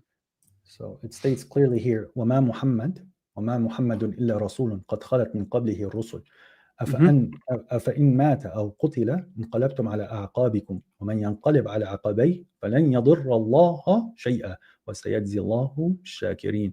And Muhammad is only a messenger.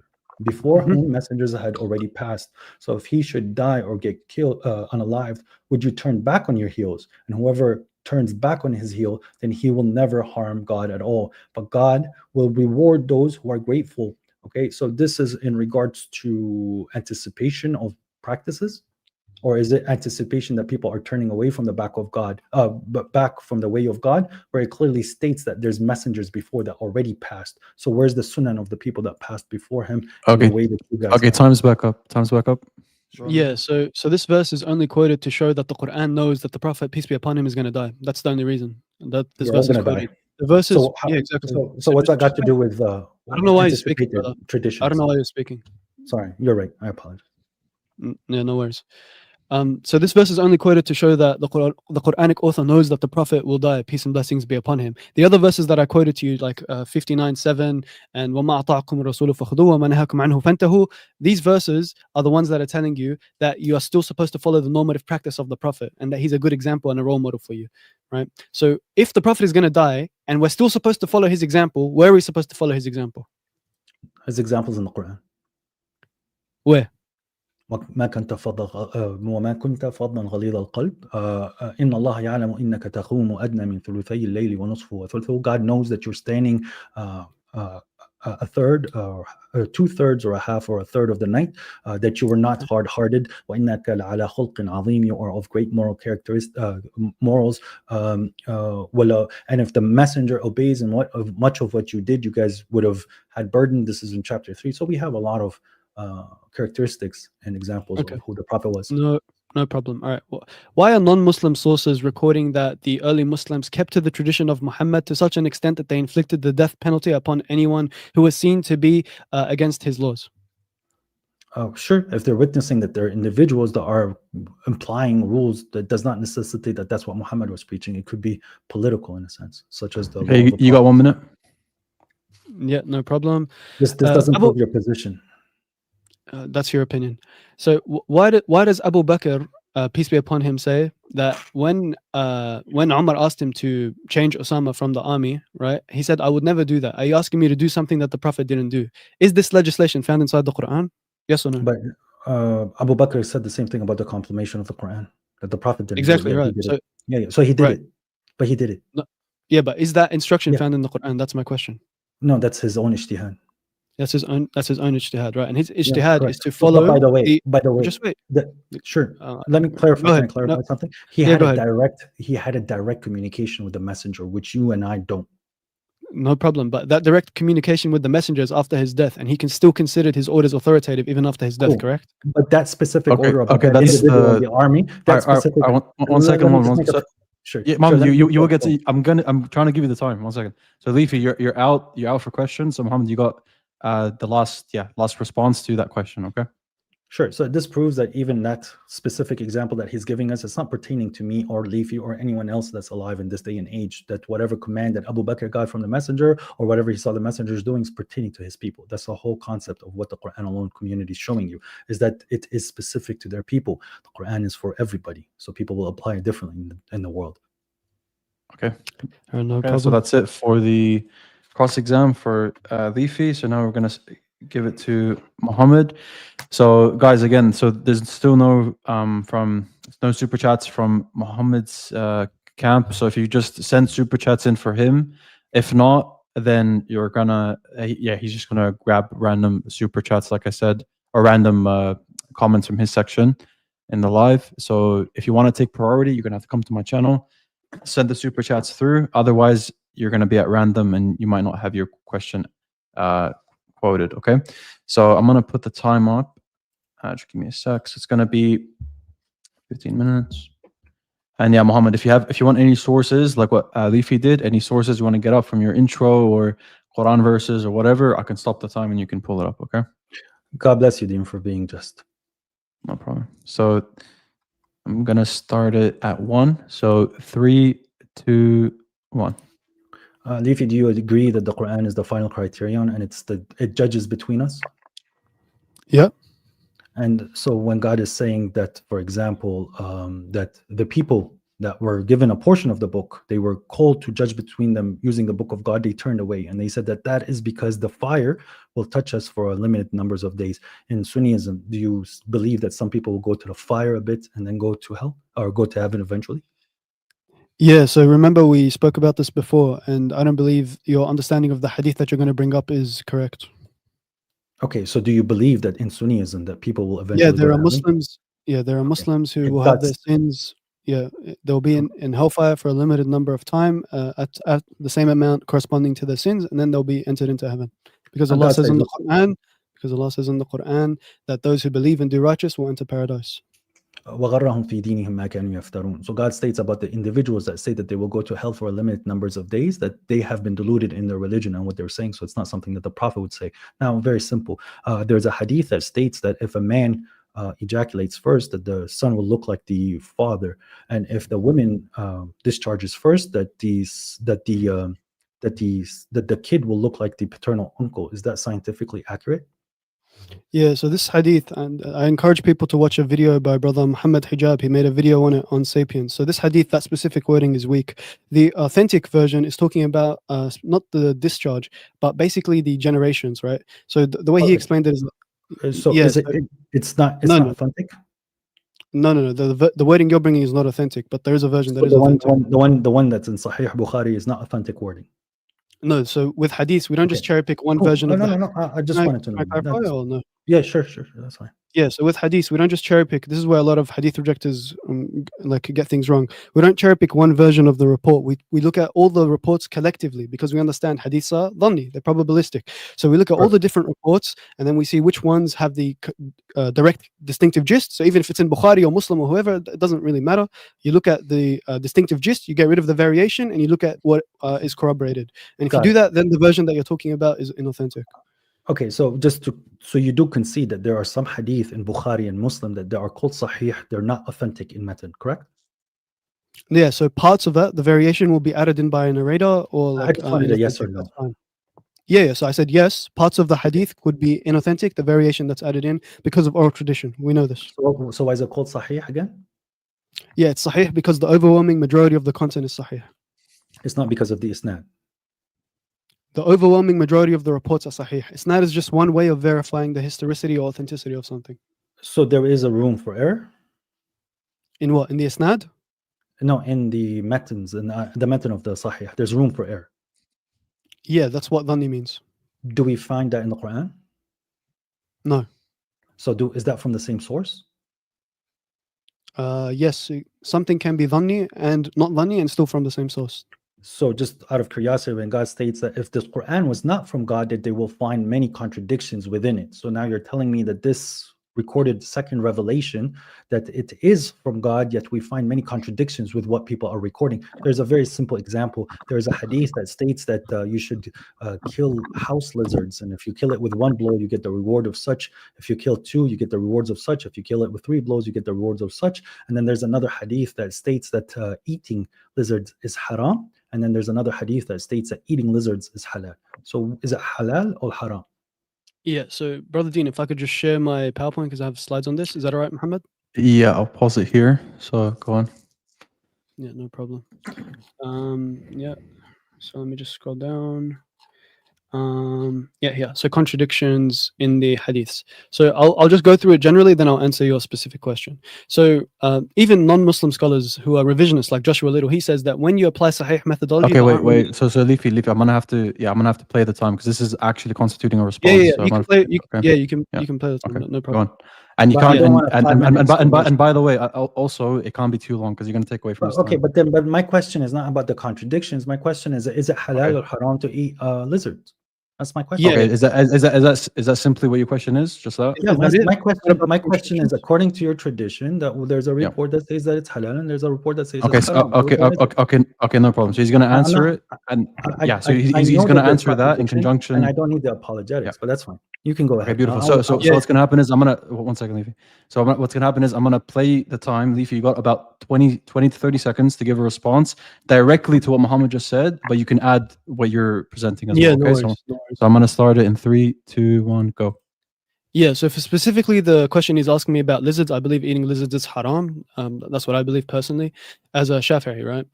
But his question about contradictions in general, I think, is more interesting. According to revisionist scholars, like even Joshua Little, they say that so there aren't many contradictions within the Sahih material, so to speak. So our scholars are aware that there are contradictions in various reports. It's natural with historical documentation that there'll be contradictions. It's to be expected. If there weren't contradictions, that would actually be an issue because it would mean that someone is cheating when they're writing. But the fact that there is contradictions shows that there's genuine transmission, by the way. But the way to get rid of this contradiction... Okay, Leafy, I'm gonna stop you there because it's getting too long now. So go on, Muhammad. Okay, God states that when they ask you about the food that you don't say in your tongues that this is halal and haram, and then he recites what is haram, which is the blood, the pork, what has been dead, and the other regulations. There's nothing about lizards there. So this is again going against what the Quran is stating. Now, very simply in the Quran, you do understand that there are some concepts that are talking about the prayer, like certain things about the timing, certain things about the applications of the prayer, correct? There are verses about prayers. Yeah, there are verses about prayer. Cool. So if the prayer is primarily taught by the tradition, as you assume, why would God put these verses in the Quran? And then we see a verse in chapter 7 says, do not be loud in your prayer and do not be silent in your prayer. Yet the two prayers that are not found in the Quran, the Dhuhr and Asr primarily, you're silent in them, going directly against the Quran. You think that the Prophet is going to teach against the Quran? Yeah, no. So it's not going against the Quran. It's just one is a general ruling, one is a specific ruling. What's the specific ruling? Yeah, so do not be loud is a general statement, and then you can specify it by saying at certain times you should be quiet, other times you can be speak audibly.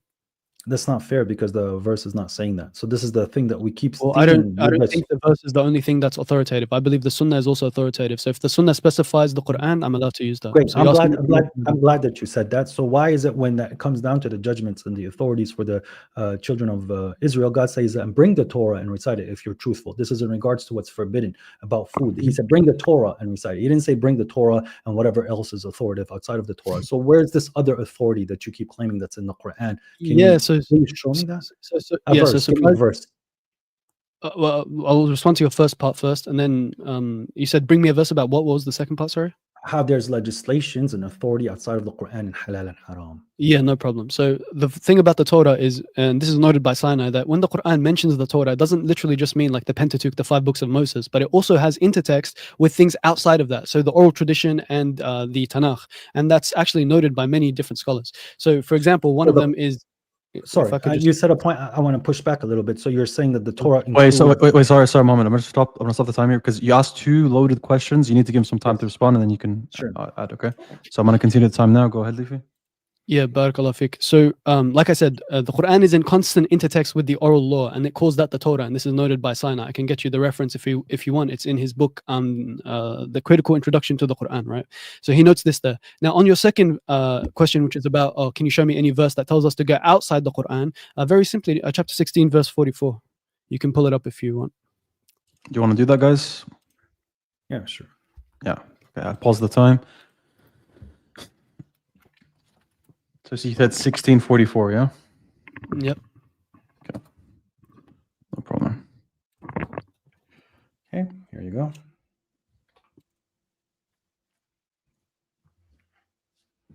So it says here, بالبينات والزبر وأنزلنا إليك الذكر لتبين للناس ما نزل إليهم ولعلهم يتفكرون. With proofs and scriptures, and we have revealed to you the remembrance that you may clarify to the people what was revealed to them, perhaps they will ponder. Mm-hmm. Yes, so what is the clarification here?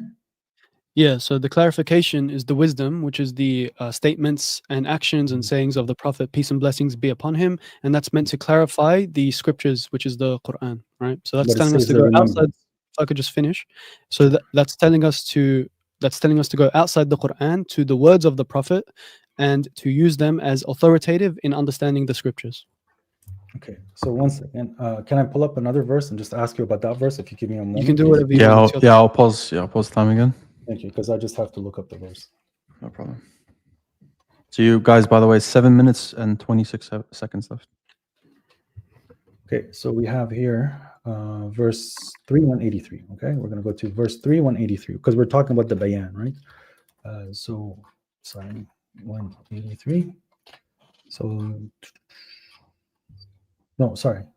Did I get that right? 138.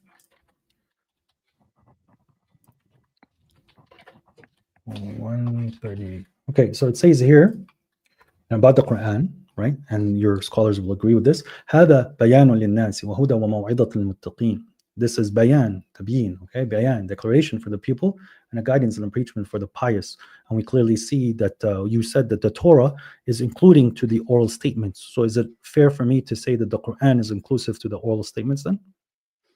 Yeah, so the same word can be used in 2 different senses. It doesn't necessitate that the word tabyin or bayina is necessarily for the sunnah each time it's being used. It can be used for the Quran as well. There's no problem here. Cool. So it does mean the Quran at certain times. In this context, yeah.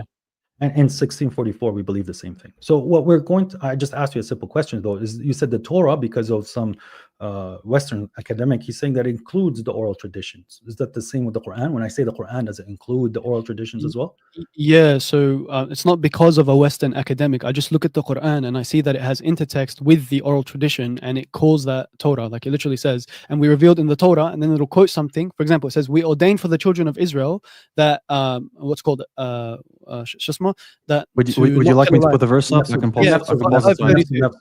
Yeah, nafs and nafs, right? But that's not in the Pentateuch. That's in the oral. One second. Right? One second. I'm gonna just get the verse up. Just here, I'll get it for you. Get it, yeah. So it should be chapter 5. I don't know the exact first, but I think it was like 43. I think it was 30. 32. Yeah, 32. Yeah, that's right. Yeah. 32. Okay, so it says, "Min ajli dhalik," and because of that, we decree to the children of Israel. I think in Arabic we should start. Bismillahir Rahmanir Rahim.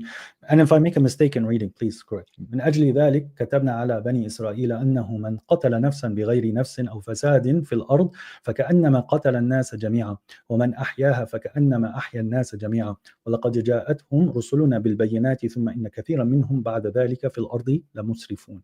Because of that, we decreed to the children of Israel, whoever kills a soul other than what for others, for another soul of corruption in the land, then it is as if he killed the mankind altogether. And whoever enlives it, then it is as if he enlivened mankind altogether. And our messengers has certainly brought them proofs, but indeed many of them after that were profligates in the land. So is that the verse Okay. that you're saying that this is Okay, showing? so Leafy, I'm gonna start the time now again. You can make your point. Go ahead. Yeah, so my point here is very simply that Allah says we have decreed for the children of Israel, and we don't find the statement anywhere in the Pentateuch, in the 5 books of Moses. So, but we do find it in the oral tradition, in the oral Torah that they had, which shows that the Quran is Good. very clearly saying that there's revelation that is given to the children of Israel that is preserved extently in the oral law. Just the question: is the Torah corrupted, and is it missing things that is? Has the Torah been corrupted? And God states that they conceal So much of what they've been given. Depends what you mean. So there's 2 Torahs. That's when What- the word was there Torah. a cor- If I can just No, speak, I'll answer your I'm question. saying the ones with the children of Israel. Was there any forms of corruptions in any forms of the Torah? Yes, there is corruption in one of the forms of the Torah, but the Torah is used in 2 senses. If I could just finish. I was asking a yes or no. I don't. Okay, I no don't problem. need the Yeah, the answer is clarification. yes. The answer Okay, is yes. so and is it fair to assume that that was part of the Torah and then they've removed it, but it's stuck with their books and traditions? Is that fair to assume that? I wouldn't make that historical statement, no, but I would just say that it was preserved in the extant or oral tradition. I wouldn't make a claim about how it got Okay, there. so perfect. So now what we're saying is that there was secondary revelation that's outside of the Torah that was preserved. And when God is saying the word Torah, it would include this secondary revelation. So can I assume that about the Quran? When I say the Quran, would it also include the oral traditions? No, so that's not what I'm saying about the Torah. What I'm saying is, that's why I wanted to give you the clarification, is that there's 2 senses which the word Torah is being used in the Quran. One talking about what was literally given to Moses, right? And Allah calls it the Kitab as well, right? And then you have the Torah, meaning what is found at the time of the people at Muhammad's time, right? And that Torah that's found at the time of the Prophet is not the same as the one given to Moses. Obviously, there's a big Perfect. distinction between the 2, right? I So see your because point, and this pushes me back to the. I understand what you're saying. So in if chapter, I didn't finish answering your question, but because you asked me, can we assume that the Quran is also including the oral tradition? So no, because you we said don't no. say. Perfect. Yeah, And no, that was the yeah. point that I was making. Because in chapter 3, this is with the Torah that's present with them. God states and bring the Torah and recite it if you're truthful about halal and haram. And that's the point that we're making. Halal and haram is in the Quran. Now, there's clearly also a tradition that is being presented about the children of Israel when they were ordered to sacrifice a cow. This is revelation that's outside of the Quran pertaining to that specific group of people. They sacrificed the cow because they've murdered, unalived somebody unjustly, and God brought him back to life. Now, is that a living tradition where every time they unalive somebody, they have to sacrifice a yellow cow? Yes or no? Sorry, repeat your question. I didn't really understand. What's the living tradition? So in the Torah, in the Quran, we have a story about Moses getting revelation, ordering his people to sacrifice a yellow cow because they unalived somebody unjustly, and through that The yellow golden cow, calf? the golden no, bro. Inna Allah ya'murukum an tadhbahu baqara. God is ordering. Oh, you to right. Yeah. So sorry. Yeah, go ahead. Yeah, so this is a revelation that's outside of the book of God, where Moses is ordering people to do something that God has revealed. Is that a living tradition, or is it only specific to his people? I Do think you see them? it's only specific to his people. Yeah. Perfect. So the things that you keep narrating that the prophet about his outside revelation is only pertaining to his people. So when God states, for example, flanked them from outside of the mount, behind the mountain, as an example, that would be specific to his people. When we're talking about the rules and legislations of God, it's coming directly from the Quran. And the final question for you is hadith. Is that narrations? Akhbar, is that narrations? Yes or no? Hadith akhbar? Yeah, hadith khabar. Yeah. It's perfect, but the hadith and nabawiyya, the ones that you attribute to the prophet, Prophetic reports. is that revelation from God? Some of it, yes. 3 minutes. Define ayah. Define ayah. Ayah has many meanings. A sign or a verse. Okay, a sign or a verse. Can it mean revelation? It can mean revelation, yeah. So are the hadith an ayah? No, hadiths are not ayah in that sense, but there are revelation. They're just a different form of revelation. So God tells us to believe in his ayats and do not believe in any hadith after that. So if it's not ayats, so why am I believing in it?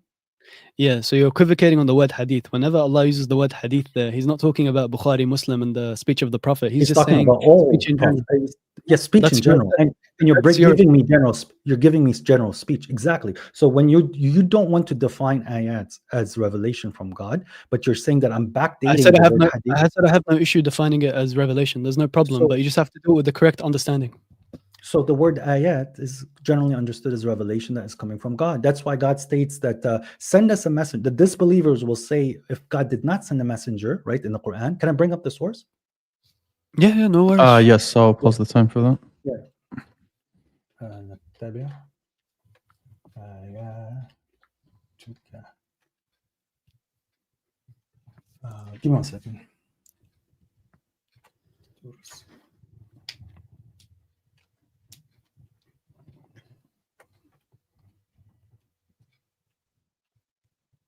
So this is in verse 2134.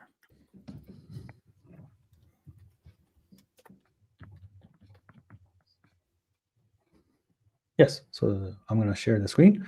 It says, ولو أعوذ بالله من الشيطان الرجيم ولو أن أهلكناهم بعذاب من قبله لقالوا ربنا لولا أرسلت إلينا رسولا فنتبع آياتك من قبل أن نذل ونخزى. And if only we had annihilated them with a punishment before they would have said, our Lord, why did you not send a messenger to us that we could follow your ayats, your verses, before we were humiliated and disgraced? So we are supposed to follow ayats. We're not follow hadith, and you won't qualify. Sorry, you can start the time. You're not qualifying the hadith. You're not qualifying the hadith as ayats, and it's clearly overall in the Quran to follow ayats. So are you willing to qualify the hadith as ayats? Yeah, so that's just a non sequitur, brother. So just because Allah says follow something, that doesn't mean you can't follow something else as well. He's not saying don't. What you would have to show is a verse that says don't follow any speech outside of the Quran. Nothing in the Quran says that. So when you say, for example, just let me finish my answer, Barakallah Fik. So this verse here, when you translate ayat as verses, I have no issue with that. That doesn't mean anything. We can grant that the people are asking for signs or for verses or for revelation from God so they can follow it. There's no issue. But I don't have to qualify the hadith as an ayah. You're basically just saying for me to follow the hadith, it should be Quran. I don't believe that. That doesn't follow. Yeah, so what I'm trying to express is that God is giving you the legislations and he's telling you what to follow, which is the ayats. 1 minute. Now it doesn't, I don't see anywhere in the Quran where it's telling me that there is revelation that's outside of the Quran that I need to stick to when I am not hearing the messenger. Is Gabriel a messenger of God? Is Gabriel a messenger of God? Yeah, he's a messenger of God. Is he still alive? Yeah, he's an angel. Angels don't die. Is Jesus a messenger of God? Yes, and he's still alive. According to you, is Jesus coming back? He is coming back, correct? So messengership has not been sealed, and there's messengers after the blessed prophet that come to this world. No, not really. No, so Jesus is not coming back. Well, do you want me to answer your question or? Yeah. Is Jesus coming back? Yeah, no, I already said he is coming back, but that doesn't mean he's a messenger. No problem. Can I speak or no? Sure. You want to do gotchas? Yeah. No, go ahead.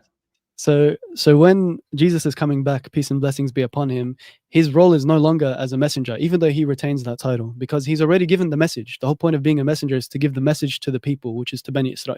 And this is found even in the biblical corpus. Even though it's corrupted, you can still see it. He says, I've been sent only to the lost sheep of Israel. He makes that very clear. So his message is only to the lost sheep of Israel. So when he comes back, he's not going to give you legislation after the fact. Likewise, Gabriel, peace and blessings be upon him, his mission is done. He's not going to give new revelation to new prophets. You believe that. You believe he's going to give what's called a message to Donald Trump and to the Ottomans and to whoever else. We don't believe that as Sunnis. Okay, so the time's up, but I'll let Muhammad give one last question. So what I was trying to say is very simple, is that God has showed us that individuals that are not messengers, they also receive revelation from God, like the mother of Moses and the disciples of Jesus. So revelation is ongoing, and these are messengers that are being sent to God to show this revelations to specific individuals. And I think that is very clear. So messengership has not been sealed. God still sends angels to specific individuals to inspire them. And to say that that has been sealed is against the Quran, where God states that prophethood is sealed. but nowhere does it say it's things. So my final question, I'm sorry, it says that do not follow inclinations, right? Ahwa, right? And it says that the majority of the people as well in a different verse that they follow dhann, assumptions, right? So you are telling me now that the hadith is guesswork through assumptions, and that yet we still have to follow it after we give our So allegiance to scholars. Mohammed, you have to, yes, because I Yeah, gracefully yeah, let you perfect. I gracefully let you ask the final question. Just Thank make you. it very And succinct and concise.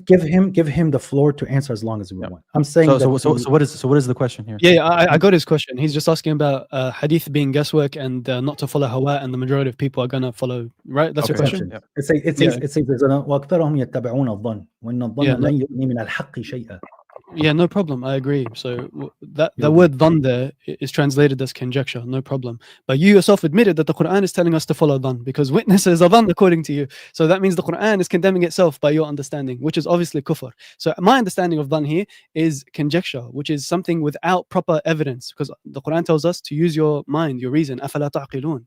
So when we make sound assumptions and judgments and use probabilistic reasoning, that does not count as hawa. Hawa is like speculative reasoning without evidence. When I use evidence, like I show you the Sahifa of Hammam ibn Munabbih, I quote you scholars, I bring you manuscripts, and you don't respond to any of that, then what that shows me is that you're unable to engage with the actual arguments and evidence being presented, with all due respect to yourself. So to summarize my answer, it's very clear. The word hawa here is not in any way correlated to the hadith in any way, shape, or form. If it did, then you'd have to condemn the Quran, because by your own admission, the witnesses are dhanni. So the Quran is condemning itself according to your understanding. Okay, so guys, we're going to enter into the closing statements. Again, final reminder, guys, for the Q&A, because after the conclusions, we're going to enter into the Q&A. If you want your questions prioritized, you're going to have to come on the channel and type up the super chat, and we will go in chronological order. I'm going to try to do one question for each debater. So, inshallah, look out for that. At the end, after the closing statements, we're going to enter into the Q&A. So the closing statement, we're going to start with Brother Leafy, and then we'll give it to Muhammad after. So you got 5 minutes, Leafy, and I'll do 3, 2, 1. So 3, 2, 1. Leafy, there? Hello? Yeah, can you hear go me? ahead. Sorry, I just cut out for a bit. Yeah, so I appreciate the interlocutor for the debate, Barakallah fi, for coming, obviously, and discussing. I appreciate him coming along and being respectful. Obviously, that's something that I praise.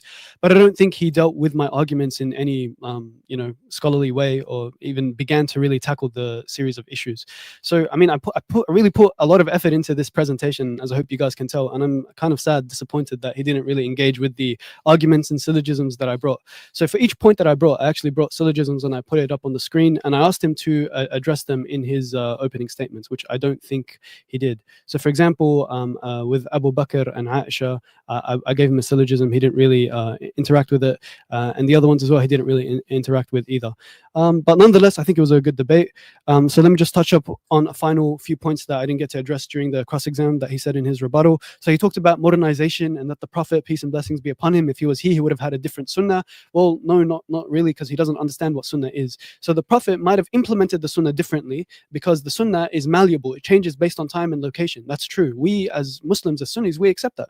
No problem. But the usul of the sunnah, the foundations of the sunnah, to protect your, for example, to protect your mal, to protect your wealth, to protect your haya, your livelihood, to protect your children, etc. All these qawaid, they're going to be the same. They're not going to change depending on time and place. So again, this is just reasons.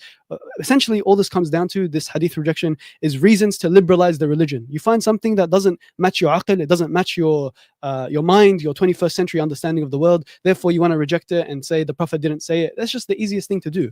But this is an intellectually lazy way of approaching the hadith corpus and approaching Islam, because the Prophet, peace and blessings be upon him, has authentic material that's narrated from him, which my opponent himself accepted. He said, even if it's authentic, even if the Prophet said it, I don't want to follow it. So what kind of I'm sorry, anyone with any rationality would know not to follow his hawa. This is his understanding of the Quran and nothing else. He didn't really bring me much scholarship or challenge me 3 on minutes. any points. Yeah, barakallah feek. He also made the point about isnad origins, and I have a whole video refuting Dr. Joshua Little on this. You guys can watch on my channel, where I cook him on the origins of isnad. He tries to say that it was at the time of the second fitna, but I show that it was actually at the time of Uthman radiallahu an. So again, he just regurgitated this point that's already been refuted, and it's there on my channel. Yeah, and then what else did he say? Yeah, so the cross exam, he was talking about hadith being dhanni. He was bringing Quran verses, trying to show that there's contradictions. Yeah, I mean, let me grant, like, there are some contradictions in hadith that are weak. There's no issue with that. That doesn't disprove the fact that the muhaddithin received a genuine core of traditions that are authentic to the Prophet. How does that disprove that? Let's say I grant you that some hadiths have contradictions in them. So what? How does that refute the thesis that Az-Zuhri received a genuine core of sayings and words of the Prophet that are authoritative? That why shouldn't we follow them? And to get rid of these contradictions is very simple. You just look at general versus specific, the authenticity of the report, if one abrogates the other, if there's hyperbolic speech, the nature of the contradiction, etc. And this is something that al-Muhaddithin have written entire volumes on. So again, this is not something new or unknown. So for example, Ibn Jazwi states, any hadith that you see contradicting fundamental reason or principles in Islam, then know that it's forged. Every hadith that contradicts the Sunnah is cast away. Again, so we have our principles. This is not something new that we don't know. I brought some other objections, but he didn't even bring them up. So, for example, hadith is subjective. I was going to go through that. Hadiths have anachronisms. I was going to go through that. But he didn't really bring any of these strong objections. To be honest, I feel like I was arguing with myself half the time. But yeah, I feel like nevertheless it was still a good debate. I don't think he was able to address any of the points substantively, and I think a lot of his beliefs are, with all due respect, like nonsensical. Like, how can you believe there's a messenger after the Prophet who's going to come to Donald Trump? I don't know how you can believe that, to be honest. But what I want you guys to understand is that even within hadith rejectors, within their own circles, they disagree on a bunch of stuff. 1 minute. Once you let go of the Sunnah, then you open Pandora's box, and you can't shut it back after you've opened it. Once you open Pandora's box, then it's just your aql and your understanding. You like something, you take it. You don't like something, you don't take it. And that's why you see hadith rejectors are the ones who have more sex than anyone else. He brought up the hadith of 73 sex, which, by the way, is inauthentic. It's only a statement of Ali. It's marfu' to the Prophet. Hadith rejectors themselves can't agree on whether to pray towards Mecca or whether it was actually in Petra or this or that, and they just run with any revisionist theory. Yeah, barakallah fiqh. They run with any revisionist theory that seems convenient to them, like Fred Donner or Joshua Little or whatever.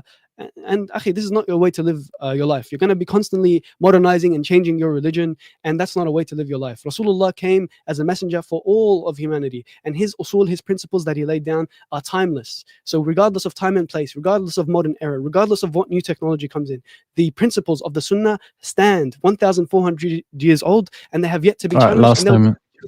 Yeah, but yeah, that's it. You can end it there. Barakallah fiqh. Okay. So Muhammad will get your conclusion as well. So just give me a sec for that. So just at 3, 2, 1. So 3, 2, 1.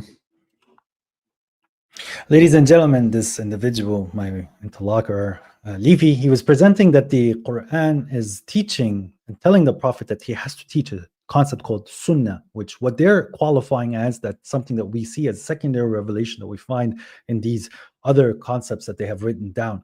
He's saying that I did not engage. It's the fact that I was engaging to show that what you're writing down, there's so much contradictions and there's so much convoluted material that to dive into it, whatever report that you're going to bring to me, I can show you a report that negates it. And therefore you're sitting there with guesswork, which you clearly said that it's probabilistic. Now, these contradictory issues, you want to sit and champion the hadith that works for you, and you quickly want to just, as you said, we can explain away the problems. And this is called apologetics, which we don't find this in the Quran. Now, yes, of course, people are going to understand the Quran differently, which is something that we also find in Sunnism. It's not just in our group. This is the understanding of, that's the flaw of the human nature. This is something that's extremely clear. Now, if we look into Sunnism, we have concepts like the ISIS and all of that, that is coming out of hadith. We clearly see that the early onsets of the early pictures of Mecca before the Saudi government, there was 4 boxes, one for each madhab, and each one of them would pray by themselves, and they would not pray with the other people, and they would also marry within themselves because of this extremism that comes from hadith. It does not come from the Quran. So whatever he's talking about, the sects that we find in Quran alone, we don't call ourselves sects. God says that there's different believers, ta'ifat, and they shouldn't fight among each other, and that we should hold on to the rope of God. But God tells us about the Christians that they did become sect, and then there's animosity between them until the day of judgment, and we can clearly see that between the Sunnis and the Shias because of this hadith corpus. He also conceded that the Quran was not ordering that the children of Israel, the people who received books before us, to go out to other sources other than the book of God. It was always saying the Torah and the Gospel. He went as far as saying, oh no, the oral 3 traditions. minutes. He said the oral traditions are also the ones that are part of the Torah because we don't find it, but then he conceded that there was some corruption, so we can also understand that it was part of the Torah, and that's why it's called the Torah. But then he won't go as far as saying that the Quran and the oral traditions go hand in hand in regards to what God calls as the Quran. So the inconsistency of delivering what the Quran is saying is the thing that we push back upon them. If God wanted us as a universal religion, as God states that the sending of the blessed Prophet Muhammad is for all of mankind, then we have to understand that mankind has different cultures, different traditions, and different ways of approaching life, which the Quran solves. So the way that people would pray would be a little different, and that's why we see it in the Madahib. They can go back and keep attributing it to the Prophet Muhammad, but this is all conjecture. He's saying to not follow conjecture. This is all exactly conjecture. It's all circular reasoning. It's one man giving the quality to somebody else, but if we look at someone else's narration about this specific individual, the other person is putting him down. So who are we going to trust? So you just pick your favorite Marvel superstar, and that's the person that you're going to idolize, whether it's Maliki, Shafi'i, or a few of them, and this is how you're going to approach your religion. The religion was not based on history. It's not about these historical facts. The history started with Adam, and the history started with the other messengers and the ibra that's inside them. So as he conceded that in this day and age, the usul al-sunnah would be the same, which is the usul of the sunnah, which we find in the Quran, the tradition, which we do not deny that there's traditions for believers, because God talks about it. The praying, the giving the zakats, the sacrificing in the name of God, treating your parents well, standing at the prayers at the times of the prayers, talking to people nicely, the covenants of God. Those are the traditions that we do not deny. The applications of what they're showing us is clearly flawed because of what the Quran is showing. So he also talked about me not answering these concepts because in that world of theirs, there's so much confusions where he's like, oh, I just cooked this guy in regards to what he said here, because there's reports of what this man is pushing anyways, where you have reports that are negating them. That's the problem with history overall in all of the world. Now, there is one concept that he didn't push. Part of Sunnism is Ahlus Sunnah wal Jama'ah. And I did ask him about the Jama'ah, and we didn't have time to talk about it, where they say there's a consensus. But God shows us that if the consensus was right around the Queen of Sheba, they wanted to go attack Solomon and they would have lost. So Sheba as a singular, she was doing the right thing. And it's the same thing when Talut became a king. The consensus said that he shouldn't be a king, but he was the king ordered by God. So the whole concept of Sunnism is flawed just because of the verses of the Quran. God never points outside of the Quran for judgments of legislation. 30 seconds. The Prophet taught the Quran. The Prophet taught the Quran, and the Prophet did not tell us to follow the Jama'ah other than what they want to show in the Hadith books, which is circular reasoning. Because God tells us that the actual, as even in their own narrations, that the Islam is strange. It started strange, and then it's going to come back to being strange. This is what they say. These are things that can be observed in the Quran, what we see, because Islam is the cornerstone of it. The Quran, the cornerstone of it is Islam, the Islam that we follow, the blessed Prophet, the cornerstone is the Quran. And the Quran tells us that the people will take it forsaken. And that's what we've seen. Okay, thanks for that. So now, guys, just in the Q&A section. So how we're going to do this is we're going to do one question each. So if you want questions towards each person, we're going to prioritize the super chats right now. So what's going to happen is, inshallah, they're going to get a question asked to them just to save time. We're going to just do the person who's being asked as answering, and then no back and forth. Okay, so Leafy won't get a say when Muhammad gets asked, and vice versa. Okay, so let's pull this up. This will be the first question. I won't get a say, so it's just he's gonna answer and then I answer. Like just how do you guys? Because there's too many questions. Like we won't be able to get through all of them if we do that. Yeah, no worries. Then then no problem. Okay. So how do you know so this is for Muhammad. So how do you know the Prophet ﷺ's history from the Quran without the Hadith? The position of Quran alone is that legislation comes from the Quran. Whatever is happening in history, people have to open history books to read about it. It's not necessary information for guidance.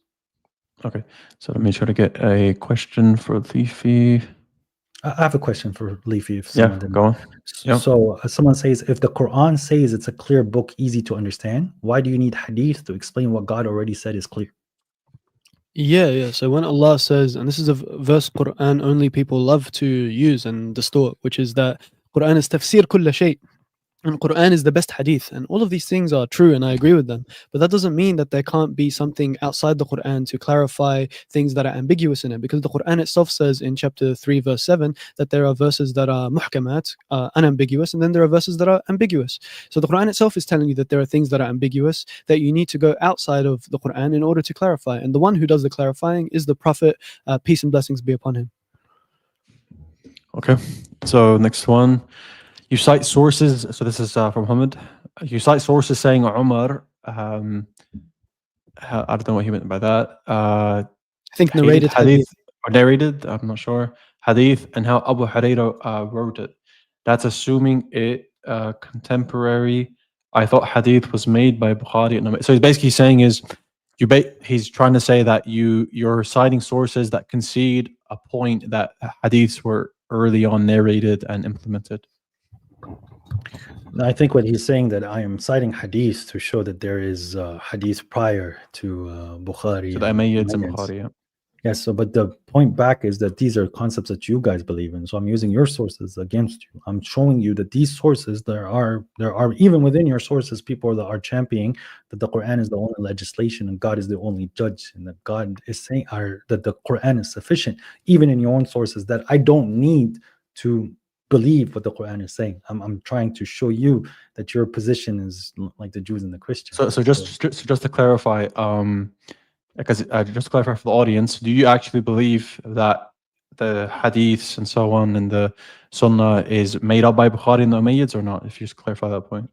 I think there was a political means behind the hadith, so it was written and some of it was fabricated to put other people down, like Shias or other sects. So some of it was fabricated and some of it was manipulated, and it was handpicked to it shows even in your own sources that some hadith that was deemed strong, that was deemed sahih, was weakened by the Abbasids because it would have disqualified much of what they were preaching at the time. So it's politically driven.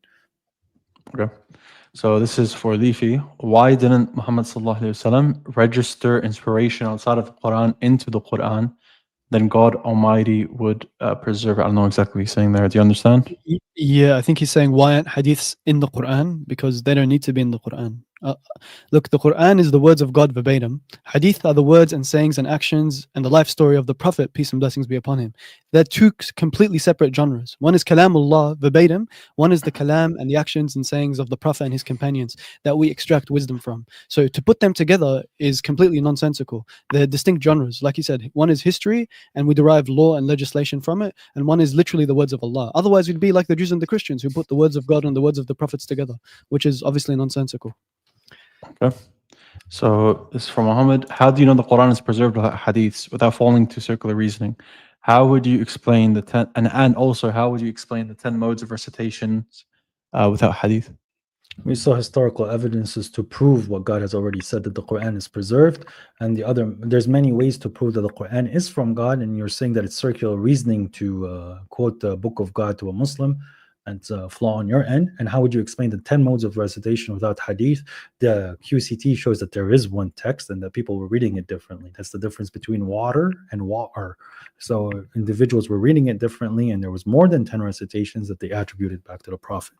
So this is again historical inconsistency. It's not a shot against the Quran, as you're trying to show that the Quran is insufficient.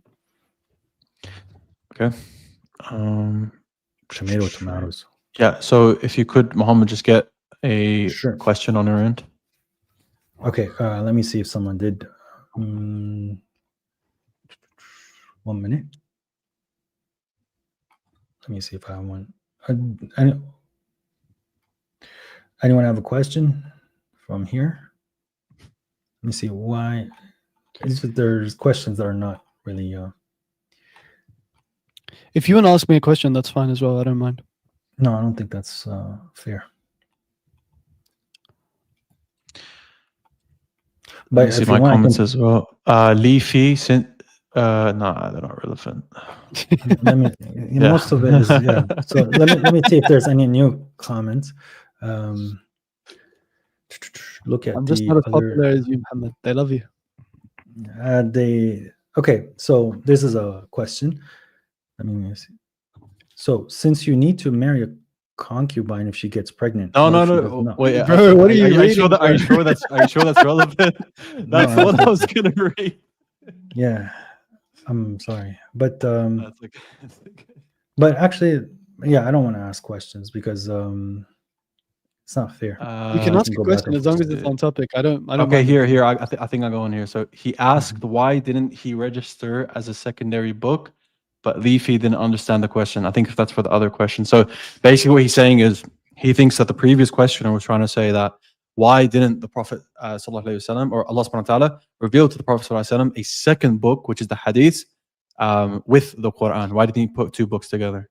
So what you're telling me is Allah is going to reveal the Quran, His speech, and then He's going to reveal to the Prophet what's going to happen to him while he's still alive. So He's going to reveal to him that he's going to do hijrah and that he's going to die at this day and he's going to do this and that's going to be sent down from Allah. I mean, the absurdity speaks for itself, akhi. Oh, you could see my comment, the comments on my channel. Okay, Dean, you can pick from the questions. Yeah, I got you. So let's go to this one. Yeah, we read that one. So this guy misspelled. So he's meant to say Quran chapter 9, verse 100. Okay, so Surah Tawbah, verse 100. Allah subhanahu wa ta'ala tells us to follow the Ansar and Muhajirun. Why reject their understanding when we have clear verses that Allah is pleased with them? so this is al-sabiqun al-awwalun. So the people who migrated first. So this is even with Tabari's exegesis, he's agreeing with this because the Quran also gives you other verses about this specific verse. So there was the first group that immigrated, and then there's the people that helped them, Ansar, right? And then there's second people that followed. Okay, the people that followed in immigration, those are the people that God has, but they followed in goodness. There's individuals that followed in hypocrisy, and it wasn't bin ihsan. And you can see the same thing, and I think in Surah Hashr, right, where it says, الَّذِينَ جَاءُوا مِن بَعْدِهِمْ يَقُولُونَ رَبَّنَا. So the people that came from after them, they say, God, please do not let us have burdens in our hearts against our believers. While the believers that came before, they love to give from what they've been given. So this is not about tiba' in the way that you want to understand it. It's the people who followed the first immigrators. Okay, And so this let's is do this again, one this is again in Tabari. Okay, so let's do this for the both of you. For the Quran and the Sunni, the Quran, sorry, and the Sunni, what are the jinns according to your positions? Do you want to go first?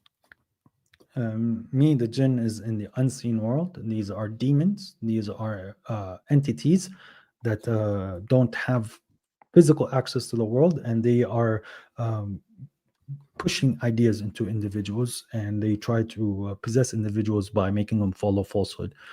Iblis is a jinn. Yeah, so jinn mentioned in the Quran, there's a chapter on them, Surah Jinn.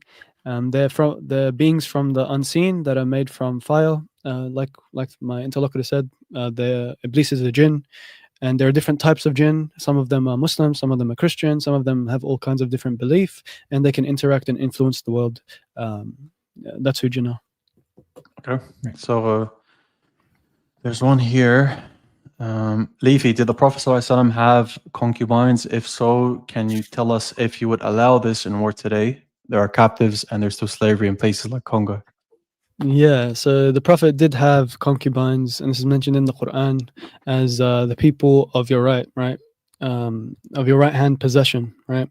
And this is a normal practice at the time of the Prophet, that you would take concubines and contemporary to his time. So there's no issue with that. That doesn't mean we have to do it today, just like slavery was outlawed then and abolished then. We don't have to bring back slavery. So by the consensus of all the scholars, you don't need to bring back concubinage. It was simply there as a product of its time. And the Prophet engaged with it in order to get to the ultimate goal of getting rid of it. Okay, so this is from Ustad Dawood. Barakallah feek for the super chat.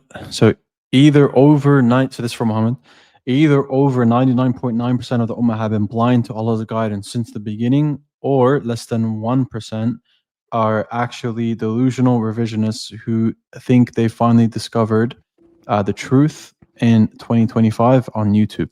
So referencing yourself. So this is something that we understand about the human nature, is this our position was actually prevalent in the believers community at the very onset, and it's still going to be prevalent. It's not going to be the majority. Just like how in Christianity we have Unitarian Christians that are on more solid ground than the Trinitarian, yet the Trinitarian outweighs them. We have Karaite Jews that also stick to the Torah, which they don't believe that they have the land of Israel, and they stick to what the book says. And these are more guided, and they're usually more accepting of the Quran than the other groups, and they are a minority. Being a minority does not mean that you're misguided. The majority is in fact misguided, and that's what God has clearly showed us in the Quran. And it's not 10 years after the blessed prophet, it's 1400 years after the blessed prophet, and it's very clear that now our position is a lot more solid in the day and age that we live compared to people that want to lock it back to 1400 years ago. Okay, so this is for Leafy. On that same verse, so this is chapter 3, verse 7. On that same verse, God says about those ambiguous verses that no one knows its true interpretation except God. Yeah, what's the issue? I think So I think she's asking. I think she's How asking. would the prophet know? How would the prophet know? Yeah, so when Allah says that no one knows ta'weelah, its true interpretation except Him, we accept that and we submit. But that doesn't mean that we can't know what the ta'weel of it is. When Allah says "Qul huwallahu ahad," we know what that means. But do we know what that means in the fullest sense, the same way Allah knows what "Qul huwallahu ahad" means? Of course not. But that doesn't mean we don't have some understanding of what it is. Otherwise, that means the whole Quran is unintelligible. We can't understand anything from it. So obviously, this verse is not like to be taken literally, that we can't understand anything from the Quran. I don't think my interlocutor would agree with that either. Obviously, we can understand the Quran. It is meant for us to understand. That's the whole point of sending it down as revelation. But when it says no one knows its true interpretation except Allah, that means that we can speculate about, okay, this means this means that, for the ambiguous verses. But their true meaning is only for Allah. Like for example, alayha 19, upon it are 19. Some scholars said it's 19 angels. Other scholars disagreed and they made another ta'weel. But its true ta'weel is only known to Allah. Does that mean the rest of the Quran is unintelligible? Of course. I think her question is, would the Prophet know the correct ta'weel? Yeah, the Prophet would know the correct ta'weel. Yep. Okay. So let's get the next one up. From Muhammad, how do you reconcile your position with Allah's speech in this verse? I think you quoted that earlier in Surah An-Nisa. وَمَنْ يُطِعِ الرَّسُولِ فَقَدْ أَطَاعَ اللَّهَ, and whoever obeys the messenger obeys God. So there is a concept of obeying where he is the general, he is the president, he is the king, he is the man in position of power. If you are following and giving a bay'ah to this person of authority who is also a messenger, so he's above a king, he's above a president, he's in one of the highest forms of authority, but he does not have the ability to do halal and haram. If the messenger wants to tell me to give him a glass of water, and I give him a glass of water, I have obeyed God by obeying with the messenger's order. If the messenger is telling me get ready for war, I'm going to get ready for war. I'm not going to sit and debate with the messenger what he's saying. But if the messenger is telling me, oh, it's halal for you to eat pork, and he just finished reading a verse saying that it's haram to eat pork if there's other foods, and he's putting me in a situation going against the book of God, I am not allowed to obey him, because I have to obey God before. What if the prophet tells you it's time for you to do idolatry? You can't accept that. And what we're saying is your hadith books is negating verses of the Quran. So we do not believe that this is obeying the messenger when he's saying things that are wrong. Okay. Dean, that was a good question by Gospel Unitarian. I don't know if you can see it. Gospel Unitarian was in the super chats, or that one? Okay. No. Yeah. Go on. So he said, Leafy, Ibn Sirin said they did not ask about the isnad, but when the fitna erupted, they said, name to us your men. Yeah, so this is an authentic hadith attributed to Ibn Sirin. And I think the questioner was asking about when the isnad originated. So I have a whole video on this you can watch on my channel, refuting Oxford scholar Dr. Joshua Little on this very hadith, his understanding of it. And I show how this hadith, the fitna being referenced here, is the first fitna, the maqtal of Uthman, radiallahu an. And one of the evidences I used to show this is another hadith from Ibn Sirin that says, ثارت الفتنة وأصحاب رسول الله صلى الله عليه وسلم 10,000 لم يخف منهم 40 رجلا. That when the fitna occurred, there were 10,000 of the companions of the Messenger of God alive, and only 40 of them participated in it. So this clearly shows that the same fitna that Ibn Sirin was talking about was when there was 10,000 companions still alive, which was only possible at the time of the first fitna, which is Maqtal Uthman, not later at the second fitna, which was at the time of Mukhtar.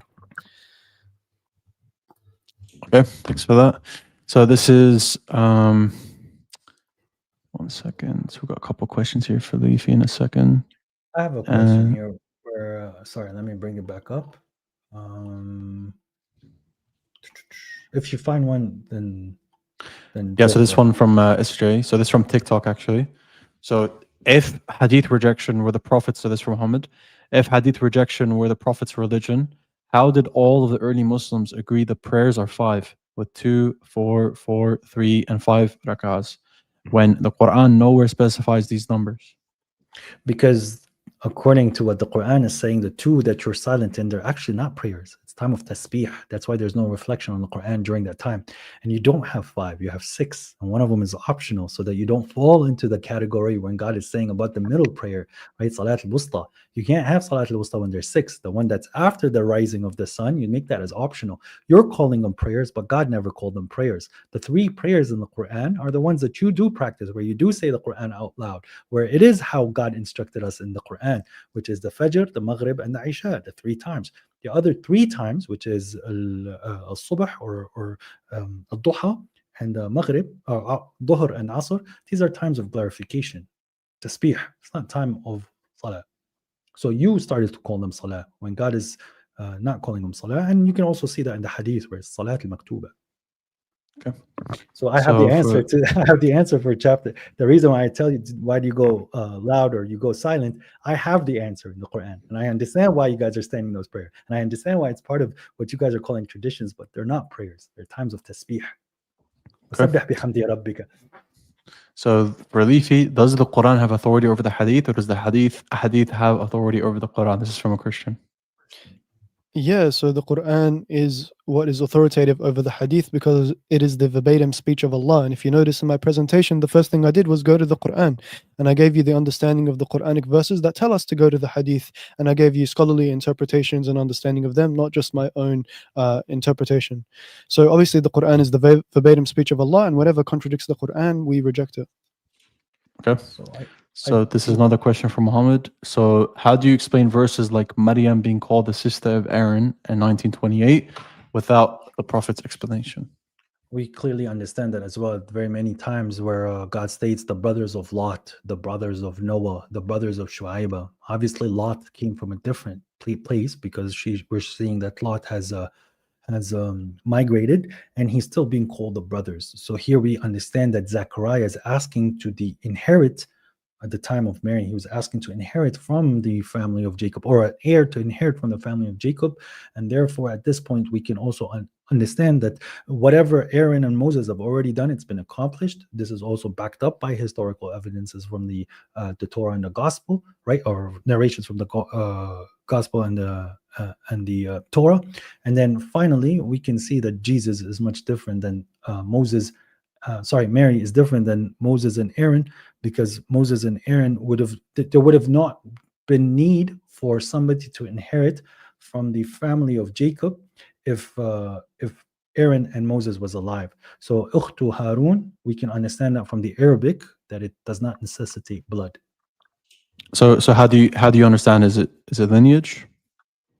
Here, no, it's just a sister in faith. Sister in faith of Aaron. Okay. Yes, sister of faith of Aaron. Aaron was a prophet that came before her. Okay. I have a question here from Ilal Ahmad. He's saying that in 5:6, which is the wudu, right? The verse is about wudu. Why do you guys go to hadith when God has outlined the wudu in the Quran? Yeah, so I don't believe all the arkan of wudu and the nullifiers of wudu are present in the Quran. They're in the hadith. And I've already explained to you that there are verses in the Quran that tell us to go outside the Quran to understand and implement the Quran properly according to the understanding of the Prophet and the righteous predecessors. So for example, the idea that the Quran, for example, how do I know I'm not allowed to pray in the toilet, right? There's no verse in the Quran that tells me I can't do that. It just gives me a general understanding of I should be clean. Okay, I should be clean. But cleanliness is subjective to different cultures and different peoples. For example, you go to India, they're running around in mud and they think they're clean, but we don't think they're clean. So it's a completely different culture and understanding of what cleanliness means. So you can find some Indian who's going to take this verse and say, yeah, I'm clean, I'm going to pray in mud. No, the Quran and the Sunnah go hand in hand. The Sunnah tells us that no, you can't be in mud because this by itself is najis. This is found in the Sunnah. It's not in the Quran. There's no verse that says mud is by itself najis. You're not going to find it in the Quran. So again, it's very simple, general and specific. The Sunnah supplements the Quran. Okay, thank you for that. So let's get. So this is from Muhammad. Why don't we have any record of early Muslims completely rejecting hadith? This includes the Sahaba, Tabi'een, and Tabi'een, i.e. the Salaf. You don't have hadith showing that these individuals as well, other than people writing it many years later, is that these people accepted legislation outside of the Quran in regards to things being halal and haram. What about the non-Muslim sources that I gave you that are contemporary? Wait. So Leafy, you can't add to that because it's going to be back and forth. No Right. worries. I have a question So- here that from Kohain, and he's saying it's on your side. You see it if you scroll a little bit up. let me have a look. If you think that that's appropriate, if not, Yeah, let me have a look. Sorry. it's Go like ahead. Can't find it, but yeah, you can read it. it says, question for Leafy: are Quran alone believers considered Muslims according to you? No, anyone who rejects the Sunnah is a kafir, but we don't do tatbiq of that hukum until we establish the bayna over him. So someone can have udhr bil jahl, and we can explain to them and give them clear proofs for our position. And if they're like a Shafi'i did in the Risala that I read to you, he didn't takfir the person he was speaking to, who was the proto-Mu'tazili Basran. He spoke to him and he engaged with him. And when he came back and he found that he was on the incorrect path and he was rejecting hadiths that were actually useful and were actually the words of the Prophet, he was actually going against the Quran, then a Shafi'i brought him back to Ahl Sunnah. But if someone is stubborn and they want to stay upon kufr, then that person is a kafir. But this is only to be done for the scholars, not for lay people. Okay. So Supreme Theology says, this is from Muhammad, show a verse that explicitly says Allah revealed the Quran to Muhammad. You can't use any external source, only the Quran. Okay, he is the one who brought it down to your heart as a guidance. This is in chapter 2. This is in regards to about Gabriel bringing down the Quran to Prophet Muhammad. And there's a few verses. Let me bring them up. But he wants Muhammad by name or Muhammad as implicit. I'm guessing he's asking for verbatim verses in that sense, like, hey, Allah revealed the Quran to Muhammad. Or at least if not, at least if not verbatim, then anyone who reads it will clearly know that the Quran's in reference here and Prophet Muhammad's in reference here. Sure. Give me a second.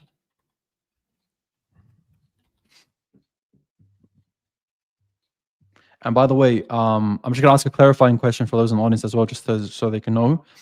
The question is just because you made the distinction earlier that it's legislations that is what really can't be legislated or that can't be used, right? But do you take from the Sunnah like to help interpret a verse more holistically? You don't mind using the Sunnah? Mm-hmm. So when we're looking at what they're regarding as Sunnah, we find that in the Quran itself. So this is what God is saying, that we're guiding you to the Sunnah of the people before.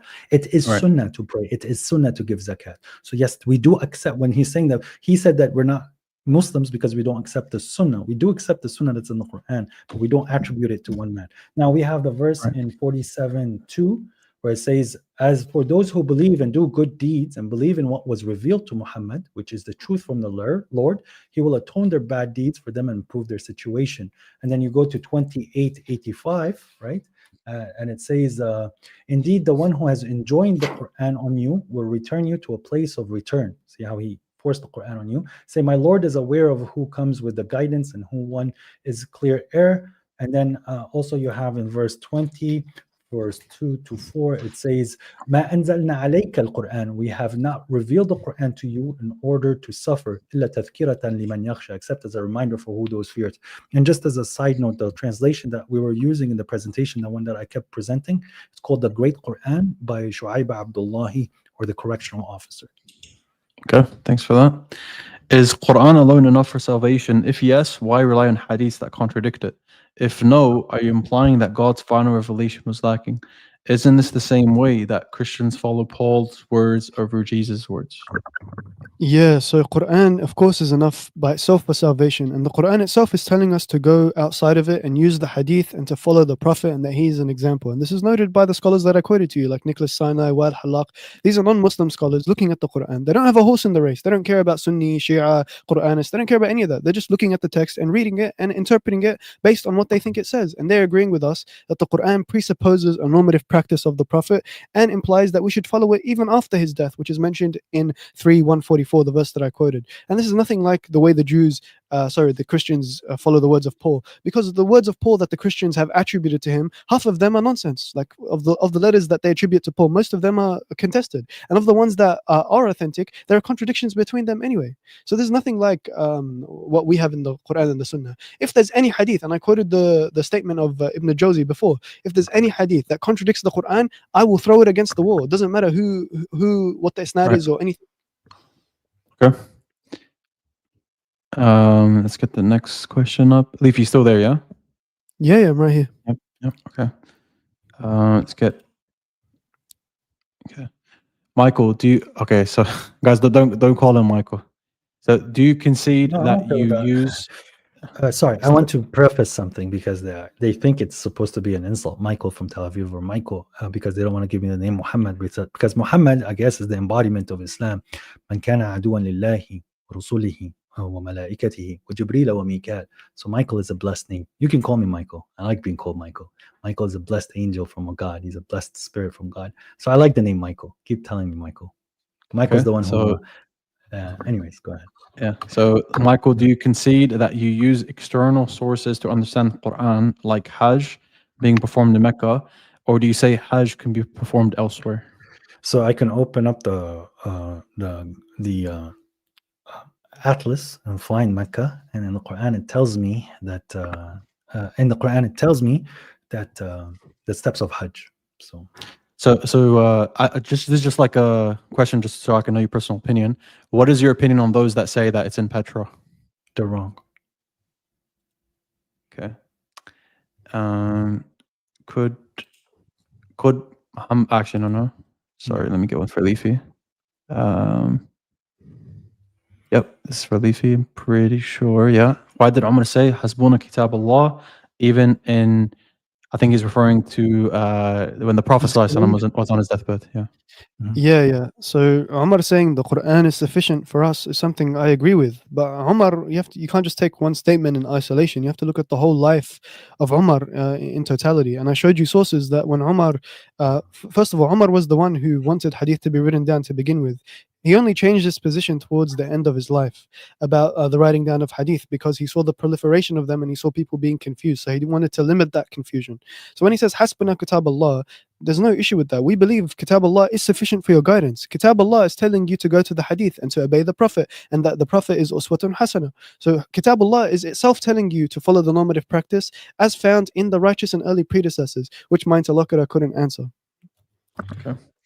So could Muhammad, the hadith rejector, reference a study that disproves that the timing of ejaculation doesn't determine progeny's characteristics? Yeah, so it's both defined by the sperm. I mean, like when it comes down to the female or male, it's defined by the sperm, and the woman's egg is not defining the looks. So that's there's many. So but you don't have a study to show him right now. Do you want to how DNA works and how genetics works and how people view it, and you want a specific study to show that who ejaculates first does not change. I mean, the ejaculation of a woman, the orgasm of a woman does not change the. I think his point is more so that, is it possible in the future science could figure that out, even though that, yeah. Then he's in the affirmative. I'm denying it because science has already proven that the woman's discharge, her orgasming, has absolutely nothing to do with reproduction. No problem. So you're saying that every study today proves this, so therefore you have the burden, yeah? Okay. Yes. So let's bring the next one. Does Leafy accept the Sahih hadiths that go against the Prophet's character, like marrying Aisha radiallahu anha at 6? Yeah, so this hadith doesn't go against Aisha's character. It just shows that you're a liberal bot. Like, it just shows that you're liberal. The Prophet's character, he said. The Prophet's character. Yeah, it doesn't go against the Prophet's character. It just shows that the person asking the question is a liberal bot because he's committing a presentism fallacy. Roman law, people would get married at 9. That's for the Romans who are contemporary to the Prophet. Throughout all of history, no one had an issue with minor marriages. It's only in the 20th century, after liberalism and the Industrial Revolution, they changed the age of what it means to be an adult. They redefined adulthood. And now you want to anachronistically superimpose that understanding into the time of the Prophet. So again, there's nothing here like if the Prophet married someone way older than him, he did that with all his other wives. Why is it something that's muhal aqlan, yani something that's impossible for you to understand, that he married someone of a younger age? I don't understand. Okay. Does he believe, I think it's referring to you, yeah. Does he believe Rashad Khalifa was a prophet? So the word prophet and messenger is different. There is no more prophets. Even the people who believe that Rashad Khalifa is a messenger, okay, they don't call him a prophet. There's no prophets after the blessed Prophet Muhammad. But I personally do not believe Rashad Khalifa is a messenger. Okay. Maybe you could tell the audience a bit like who exactly that is. Okay, so there was an individual that appeared in the 60s, like 60s, 80s, and then 70s and 80s, where he used the computer to show that these mutaqattiyat, alif lam mim, hamim, noon, and the other letters that are in the Quran, they show that there is a mathematical structure in the Quran where the number 19 is found as like divisible in many places. So for example, if you take the word Surah Qaf and you count how many times you see the letter Qaf, it's divisible by 19. Bismillah is 19 characters. According to sources, he's saying that when the revelation started, there was 19 words. He's showing that the Quran has this mathematical code, which the mathematical code does have some truth to it. That the number 19 is very prevalent in the Quran, which is very difficult to do, which shows that it's a miracle of the blessed Prophet Muhammad. But doesn't he reject the last two verses of Surah At-Tawbah? But what he went as far as then making these exegeses and these claims that are contradictory to the Quran. And when he first did the count, where he's saying that the computer was inspired and the computer was driven by God to show the correct count, the two verses there was present. It was very wrong when he was saying that there's two verses that are missing. So for the audience, I'll just add on something here. So for the audience, in case you don't know, this guy created, like he said, a mathematical proof for the Quran that it's laced with the number 19, but then it didn't match for one of the surahs. So what he did was he said the last two verses of Surah At-Tawbah are actually interpolations. So his theory is debunked by his own standard. That is what happened. Yeah, so we'll let Muhammad finish up, and then we'll get the next one. Go on. So the reason why he removed the two verses is because he was trying to make the name Allah be divisible 19 in the Quran, and it was always off one count. So he kept pushing until he realized that these two verses did not align with the Quranic narrative according to him.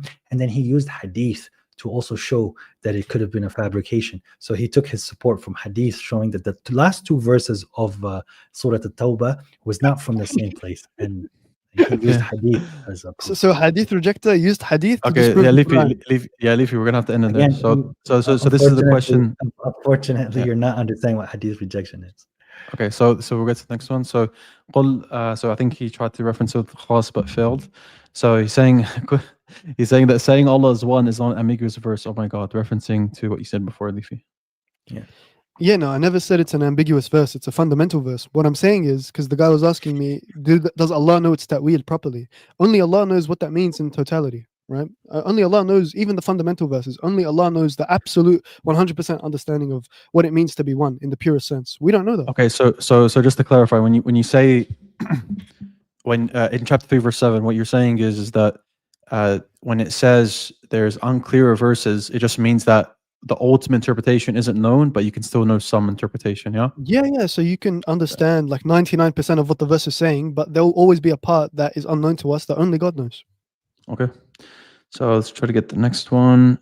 Wait, can I share a meme or no? Like for the guy who was yeah, that's fine. All right, no problem. So this is for the guy who was talking about Aisha. This is you, buddy. Let me just bring it up. This is literally you. This is you right there. This is you when you first discovered that hadith. Oh, she's married at 6, consummated at 9. Oh, this is what you look like.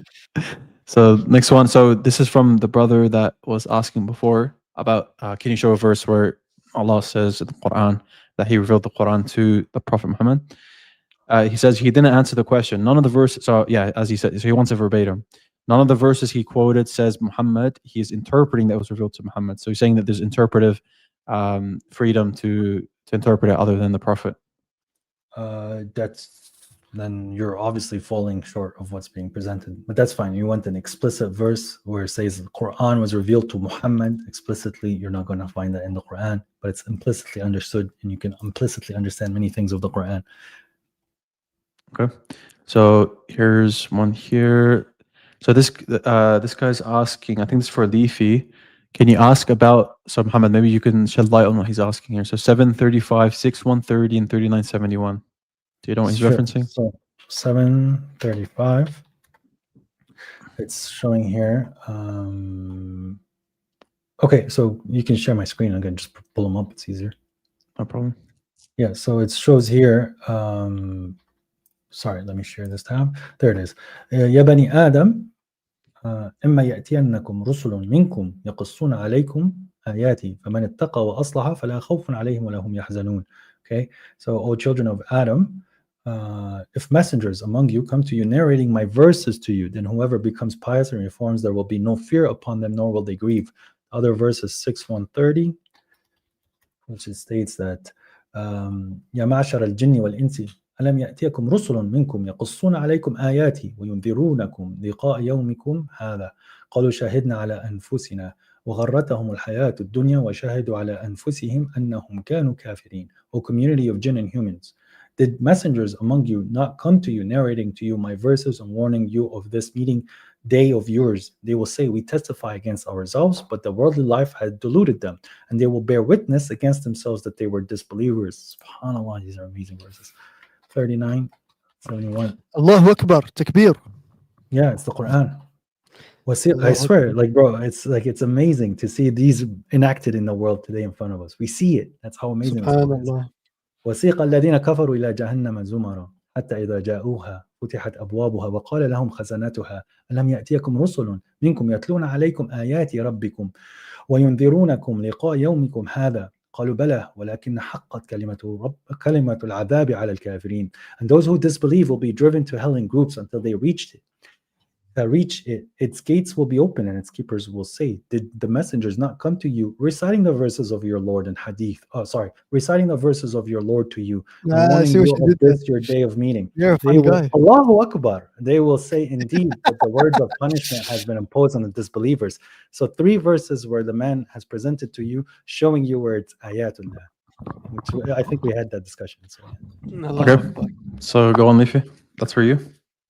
Yeah, so what's the question? He just said, can you ask about them? Like, what, do you want to understand? Yeah, I don't know. That's what I was asking Muhammad. So what's the point? The messengers are reciting ayats. I think it's the same thing that the messengers are ayats. Okay, so reciting ayats, not hadith. So I think he's asking a question. Yeah. So I think another one that he sent as well, he was saying that, are these about the Prophet? I think that's what he was saying before. So yeah, I think it goes back to Muhammad's point on the ayat previously. Yeah, so no problem. So the messengers of the past, Allah would send them ayat, signs, verses, and revelations for the people to be convinced that they're truly prophets and messengers. Of course, there's no issue with that. But that doesn't negate that they received another tradition that is meant to explain the previous one. There's nothing in there that negates that. So just because, it's really a non sequitur. Like, you're just saying Allah revealed X, and then you're just trying to make that seem that therefore he couldn't have revealed Y. You have to show that. Make that jump. Explain to me how that works. Yeah, okay. So next one. Second. So this is what Brazilian sent me. So if you truly believe, so this is for Muhammad.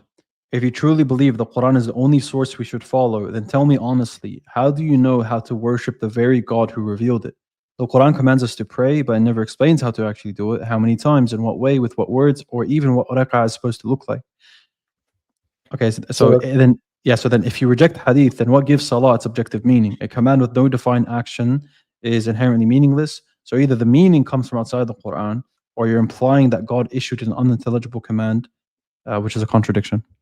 Well, we clearly see that the Quran is presenting you verses about the prayer, about the wudu, about when the time of the prayers are, what are the components of the prayer, and how you have to recite the book inside your prayer, and how to do the dua. God is giving you clear instructions when it comes down to application. This is society. So the way that the society is going to apply these verses can have a subjective nature based on your culture and your people. This is something that's also proven by the different madahib, where they're applying the prayer a little differently, which much of it is aligning with what the Quran is saying, but some of it does not align with what the Quran says, and it's a failure in the points of the prayer. Now, the other things where you're saying that the Quran is not giving you clear details on how to do such things, it is because you have added components to the prayers, which is not found in the Quran, and you're saying that that's part of religion. What you're arguing about is the the application that you have been given from your forefathers, assuming that that's the only way of praying. God gives you the results of the prayer, of what happens when you pray correctly, and you can measure that. So these are things that for you to actually observe and see about yourself. It stops fahsha wa munkar is the prayer. So when these individuals that pray the same style as Sunnis, but they do not do it correctly, but they're doing the actions perfectly, but they're not actually praying. And when they leave the mosque and they start to smoke cigarettes or they eat people's inheritance, it shows that it's not stopping them from fahsha and munkar. So they're doing the actions, but they're not doing the prayer. Okay, so this is for Leafy. Where in the Quran does it specifically state to go outside of the Quran and to go to Bukhari/Muslim, etc.? Isn't that an assumption? So let's try to avoid like anachronism. Yeah, I get how you're going to say it's an anachronism, but let's try to interpret him charitably. So he's saying here, where in the Quran does it specifically state to go outside of the Quran and to go to the Sunnah? Isn't that just an assumption? How do we know that enemies of the Prophet didn't influence the chain? I think it's safer to say to Hadith, not Sunnah. As I said, that we do believe in the Sunnah that's in the Quran. Okay, so but the thing is, when he says, where does the Quran say to go to Muslim or Bukhari? That's an anachronism because they weren't. Yeah. So Hadith. Yeah. Okay. Yeah. So like Dean already noted, it's anachronistic thinking. But let me grant that you're saying, where is the Quran telling us to go outside the Quran for a source of legislation? Let me put it like that. Well, it tells us very clearly in the verse that I brought up during the cross exam, which was 1644, where it tells us to go to the hikmah. And this is mentioned in the Quran. This is accepted by Shafi'i. Shafi'i argued for this in his famous Risala. And I know my opponent would disagree with me, but there's no issue. The point here is that whenever the Quran mentions the hikmah, there is a waw tafdhiliyya there, which is a conjunctive that necessitates differentiation. And that differentiation means that we have to go outside of the Quran to find something to explain it. Because Allah tells us, like I said, that there are verses that are muhkamat and there are verses that are ambiguous, right? And those with diseases in the heart will follow the ones that are ambiguous for the sake of worldly gain. These are some of the verses that tell us to go outside the Quran. Also, the ones that I cited in my presentation telling us to follow the normative practice of the Prophet and to obey him, etc., etc. Okay, so that's for you, Muhammad. To Muhammad, where did Allah say brothers of Lot? Sure. I think it's in chapter 50. Yeah. So it says here, okay, let me read a verse before it. This is 50:12. كذبت قبلهم قوم نوح وأصحاب الرس وثمود وعاد وفرعون وإخوان لوط. Yep. Okay. Oh, sorry. Yes. Disbelief before them is the people of Noah and the people of Ras and Thamud and Ad and Pharaoh and the brothers of Lot. Okay. So yes, I think that's for Leafy. So who's responsible for the preservation of hadith? Ultimately, Allah is responsible for the preservation of hadith and the sunnah of the Prophet, just like he's responsible for the preservation of the Quran. So because Allah sent legislation outside the Quran, he's responsible for preserving that, just like he would be responsible for preserving the Quran. But that doesn't mean he can't use agents, humans, to preserve it, just like he does with the Quran. The Quran was compiled by humans and preserved by humans, even though ultimately it's in Allah's hand. It's the same thing for the hadith. Okay, so this is from Muhammad, I'm pretty sure. Yes, it's variant readings of one text. Okay. Does the Quran suggest to go to sorry, I think it's for Muhammad. So 1 second. Let's go on for Leafy. I'm trying to follow. Can I ask a question? But it's not about the debate. Okay, so would either of you or someone else be interested in a follow-up debate with a different interlocutor, a different opponent? Are you asking me if I want to debate someone else? Yes. So what would the topic be? Source of guidance is Islam. Does the Hadith explain the Quran? Does the Hadith explain the Quran? Because that's something that we often hear. Was that something that you would like? And the person that would be debating, his name is the correctional officer, Baba Shraim. Never heard of him.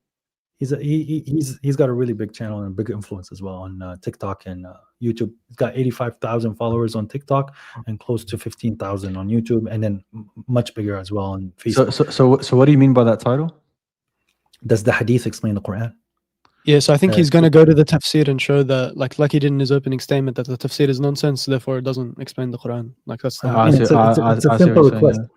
So the topic is the source of guidance is Islam. Okay, so what's the Mhm. source of guidance in Islam, and does the Hadith explain the Quran? So like you can pick either one. You can say that it's Yeah. either the source of the guidance is Islam is the topic, or does the Hadith explain the Quran? Which one would you Yes. like? And it's something that would you agree?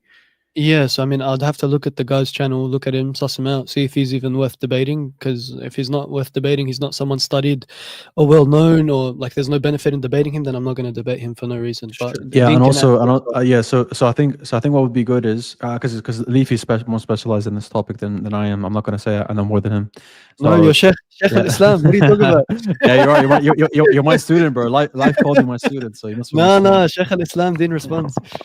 No, so I Okay, think what then would be good Leafy, is in private, I'll yeah, send you his channel, and I'll yeah. let you guys talk. I'll look into it, Yeah, inshallah. yeah, inshallah. I think what would be good is if Leafy can choose a topic and if he can choose a topic, I think that would be good, inshallah.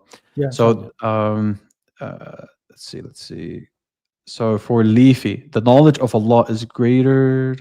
This I don't know what he's saying, to be honest. Actually, maybe Leafy, the knowledge of Allah is greater, or Prophet Musa alayhi salam. If Allah's knowledge is greater, then how come in the hadith of Al-Mi'raj, Prophet Musa alayhi salam said the Ummah will not be able to offer 50. So basically saying in the hadith, when the Prophet ﷺ went up into the heavens, and Musa alayhi salam told the Prophet, 50 salat won't be, Yeah, they he won't be did able his to handle shafa'a. it.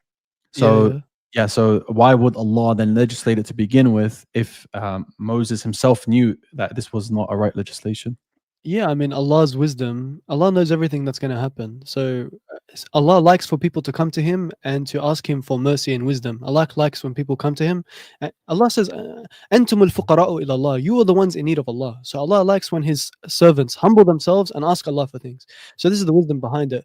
But if you want to ask, on the Day of Judgment, inshallah, you can go and ask Allah. Ask Allah, why did you knew Moses was the prayer was ultimately gonna come down to 5. So what are the wisdoms behind this? You can ask Him on the Day of Judgment. But that's as far as I understand the reason for it.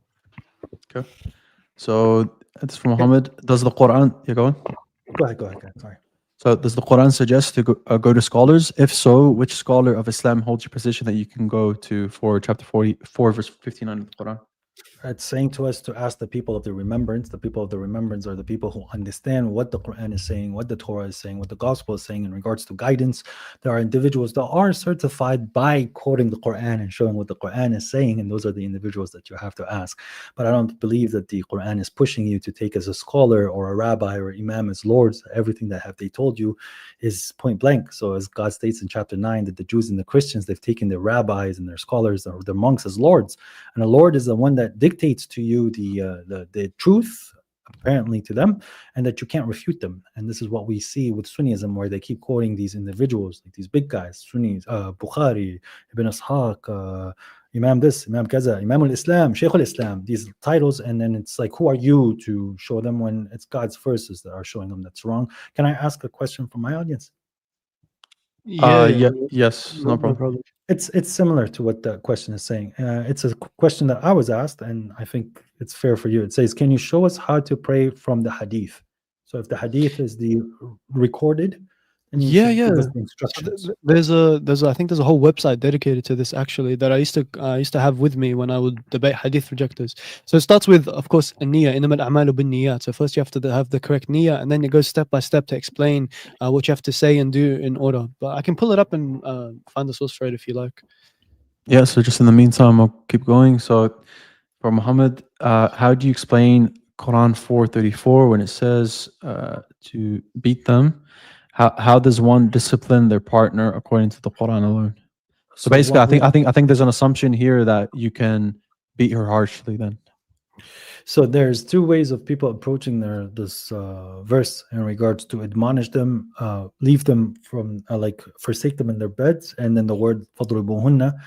There's individuals that claim that it means to beat, and there's individuals that means to renounce them. So here it's not thumma thumma thumma. It's not a 3-step program where you first admonish her and then she doesn't stop, and then you forsake her in bed and then she doesn't stop, and then you beat her lightly with a miswak. I don't think that what the verse is saying. It's saying wah wah wah. So it's done at the same time. So you admonish her you admonish her, you stop having sexual intercourse with her, and you renounce her. فَنَضْرِبُ عَنْكُمُ الصَّفْحَ ذِكْرًا. So the word daraba does not necessitate means to actually beat with somebody. And then the verse right under that, it's talking about if there's shiqaq bainahum. So if there's divergence between them, then bring a person from her side and a person from their side and see if they can reconcile. And again, if you want to say that it's to beat, then there's obviously other verses on regards to لا تعتدوا, do not transgress, do not go over the limits of what God has set. Beating the crap out of somebody is never something that is permitted by the book of God. And Yeah. again, reflected with your own exegesis. Okay. So for this one, Leafy, are you there? Yeah, I'm here. Yeah. So for that one, he added another super chat saying that my question was, who is the messenger mentioned in them verses? Is it the Prophet Muhammad sallallahu alaihi wasallam? Because it says people will witness that they will witness what they did. I think he means. So Leafy, who is the messenger among us? I'd have to reread those verses. I don't think all of them were about the Prophet Muhammad. I think some of them were about other messengers before him. I think he's making the point that messengers are still existing. Yeah, obviously that's not true. Messengers are not still existing. Okay, so I think Muhammad has one of them here. So that's 3971. And those who disbelieved will be driven to hell in groups until they reach it. Its gates will be open, and its keepers will say to them, "Did messengers not come to you? Did not come to you among you, reciting the verses of your Lord and warning you of this day of your meeting?" And they will say, "Indeed, but the word of punishment has been imposed on the disbelievers." Yeah, so there's nothing in here that says that messengers are still alive. It says they'll come. Like, did they not come to you? How does that mean? I can bring you a verse that's clearer if you want. Well, I mean, that's fine. That's fine. I know it's not fair, so I'll stop. Yeah, so I'll just add something here, Leafy, as well. So, would you grant that there's a linguistic usage that messenger could be used in two senses, or are you just saying every time in the Quran it's used, it's always in one way to refer to those who are given wahy? No. So, for example, it could be used to mean angels. Angels carry the message of God. It doesn't necessarily have to mean like humans. If that's what you mean by two different senses, then I can grant that, no problem. But to say that there's messengers after the Prophet, peace and blessings be upon him, as per the understanding of hadith rejectors who like confuse the distinction between messengers and prophets. I know they think we've confused it, but we would say the same thing about them. Then obviously not. We wouldn't say there is no message after the Quran. That's it. Quran's the final message. Okay. So you would say that this verse, just to not strawman you, this verse is referring to messengers in the sense of the prophets that came before, and the last prophet that also was among the people would be the Prophet ﷺ's message, but not necessarily him himself. Yeah, exactly. Because the Quran says that he wouldn't punish a people until they've been sent a messenger. وَمَا كُنَّا نُعَذِّبُ نَاسٍ, until we sent a messenger. Exactly. Okay, so I'll get the next one up. Okay, so this is from.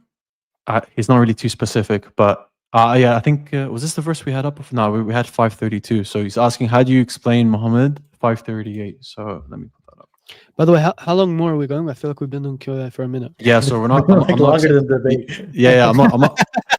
Yeah, sorry, bro. There's so many people sending through. So we're just gonna skim through. There's only a couple left, really. You guys good for another 10 minutes? Yeah, that's fine. I'll answer this, and then we go. And then Leafy is going to show us the website, the Bukhari website. Oh, I can show it right now if you want. I have it up. Yeah, go on. Yeah, no worries. Yeah, you guys can see.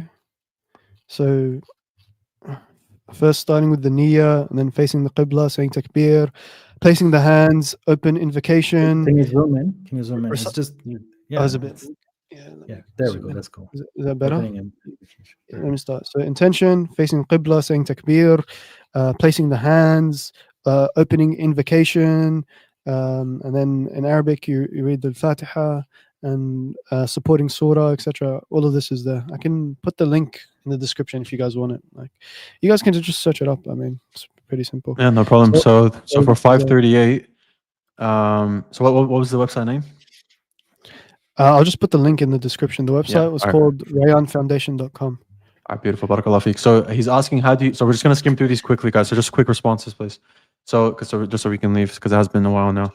Sure. So no more super chats, guys. We're not taking any more past this point. So 538, how do you explain the thieves' hands being cut off?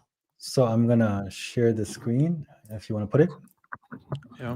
It says here, وَالسَّارِقُ وَالسَّارِقَةُ فَاقْطَعُوا أَيْدِيهِمَا جَزَاءً بِمَا كَسَبَا نَكَالًا مِنَ اللَّهِ وَاللَّهُ عَزِيزٌ حَكِيمٌ. As for the male thief and the female thief, henceforth amputate their hands as a requital for what they acquired as exemplary punishment from God. God is almighty and wise. And then it says, فَمَنْ تَابَ مِنْ بَعْدِ ظُلْمِهِ وَأَصْلَحَ فَإِنَّ اللَّهَ يَتُوبُ عَلَيْهِ إِنَّ اللَّهَ غَفُورٌ رَحِيمٌ. And then, and whoever repents after his wrongdoing and reforms, and indeed God will forgive him. Indeed God is forgiving and merciful. أَلَمْ تَعْلَمْ, this is important, أَلَمْ تَعْلَمْ أَنَّ اللَّهَ لَهُ مُلْكُ السَّمَاوَاتِ وَالْأَرْضِ يُعَذِّبُ مَنْ يَشَاءُ وَيَغْفِرُ لِمَنْ يَشَاءُ وَاللَّهُ عَلَى كُلِّ شَيْءٍ قَدِيرٌ. And did you not know that to God belongs the dominion of the heavens and the earth? He punishes them, whoever he wills, and forgives whomever he wills, and God is capable of all things. So we are learning from the way of God, and God is teaching us. So for example, he brings out the water down from the sky, and then he brings the seeds out of the ground for us to eat. We can mimic that. We can bring the water and do so. Now God has given us something that we need to understand, that God punishes whom he wills and he forgives whom he wills. He has set the standards of what punishment is, or who's worthy of a punishment, and he has set standards of what is worthy of forgiveness. And somebody who's in the role of actually putting the protocols of punishment in societies, leaders, presidents, and stuff, they can put the qualifications on who should be punished and who should be forgiven. So it's the exact same concept of using a ra'i, opinion, which the early onsets of the Muslims did, where God is giving you the legislation, and the way that you implement it is based on your societal needs. Now we can go as far as saying as well, and the last thing is, a sariq is someone who's habitually stealing. So it's not just a one-time case, but if you want to go with the one-time case, again, it's based upon the legislations of the people, which is not religious legislation, it's application to what God has guided. Okay, so if you don't mind, guys, even if the question's long, trying to keep it short and succinct. Sorry. So Mohammed, I'm just going to get you to answer these, because these are just the rest, because I want to make sure that these guys get their questions answered, Sure. if you don't mind. Yeah, Sure. if you don't mind. So Very how do you quickly, reject hadiths when many of the Prophet's prophecies in them have proven 100% accurate? If hadiths are unreliable, how do you explain the accuracy of over 1,000 fulfilled prophecies? So basically, there's some supernatural origin here. How do you explain that if it's not revelation outside of the Quran? Wait, can I add to this as well? Like, because he might say some of them are varakaram ex eventu, like they were, read back in backwards. Specifically, the ones that are after the compilation. So after the year 200 and the canon is formed, the ones after that, like the ones about interest and يتطورون في البنيان, the famous ones. Yes. Yep. So even the ones about the bunyan and people building buildings, this is also found in the Quran, because the people before Prophet Muhammad that were strong in the land, and it's easy to understand that the Prophet Muhammad's community is going to be strong in the land because of this amazing book. Pharaoh was building buildings. The Prophet was witnessing the Romans building tall buildings. So it's very easy for him to assume this, and it's a prophetic, because it occurred, and that's what a prophet does. Now, is it necessary for guidance? No. There's also a lot of hadith that shows these prophecies that have not been fulfilled and they were incorrect, such as, for example, the hour is supposed to happen before somebody, a young kid, passes away. We get a lot of apologetics, but it's extremely clear in the hadith what's being said. These prophecies are not necessary for guidance. These prophecies are not necessary for guidance, and the guidance alone is enough in the Quran. So if there's some stuff that the Prophet said that have come truth, he's a prophet, but it's not necessary. Okay, so he just proved inconsistency of his people. I don't know what that's referring to. And also, guys, just if you want to see our perspective on what Muhammad just said, I'm not going to give a response now to what he just said about the hadith, about the young boy. I have a video on my channel. Same. I have a video on my channel that you can check out. You can check his, and you can make your own judgments. Okay. That's why this question and answer is a little too long, because that review that we're gonna do is about the question and answers. So you guys are making it. So Muhammad, who preceded you in knowledge of following the Quran only in modern days? To which teacher does your way of interpreting the Quran go to, and who began your method? So my teacher is God. So God, يعلم القرآن. I use the Quran to prove other verses in the Quran and to what they mean. I use the Arabic language as a tool to understand what's being said. And there's an overall message that needs to be fulfilled in the Quran for you to understand that's what's being said. I find other people saying similar things that I'm reaching to the conclusions. These similar conclusions can come from anywhere. So it can come from Shia sources. It can come from Sunni sources. It can come from previous people that also rejected legislation outside of the Quran, such as Hassan Farhan Subhan al-Maliki. We have people al-Jahiz, and there's certain individuals as well from the Mu'tazilites that give the credence to the Quran.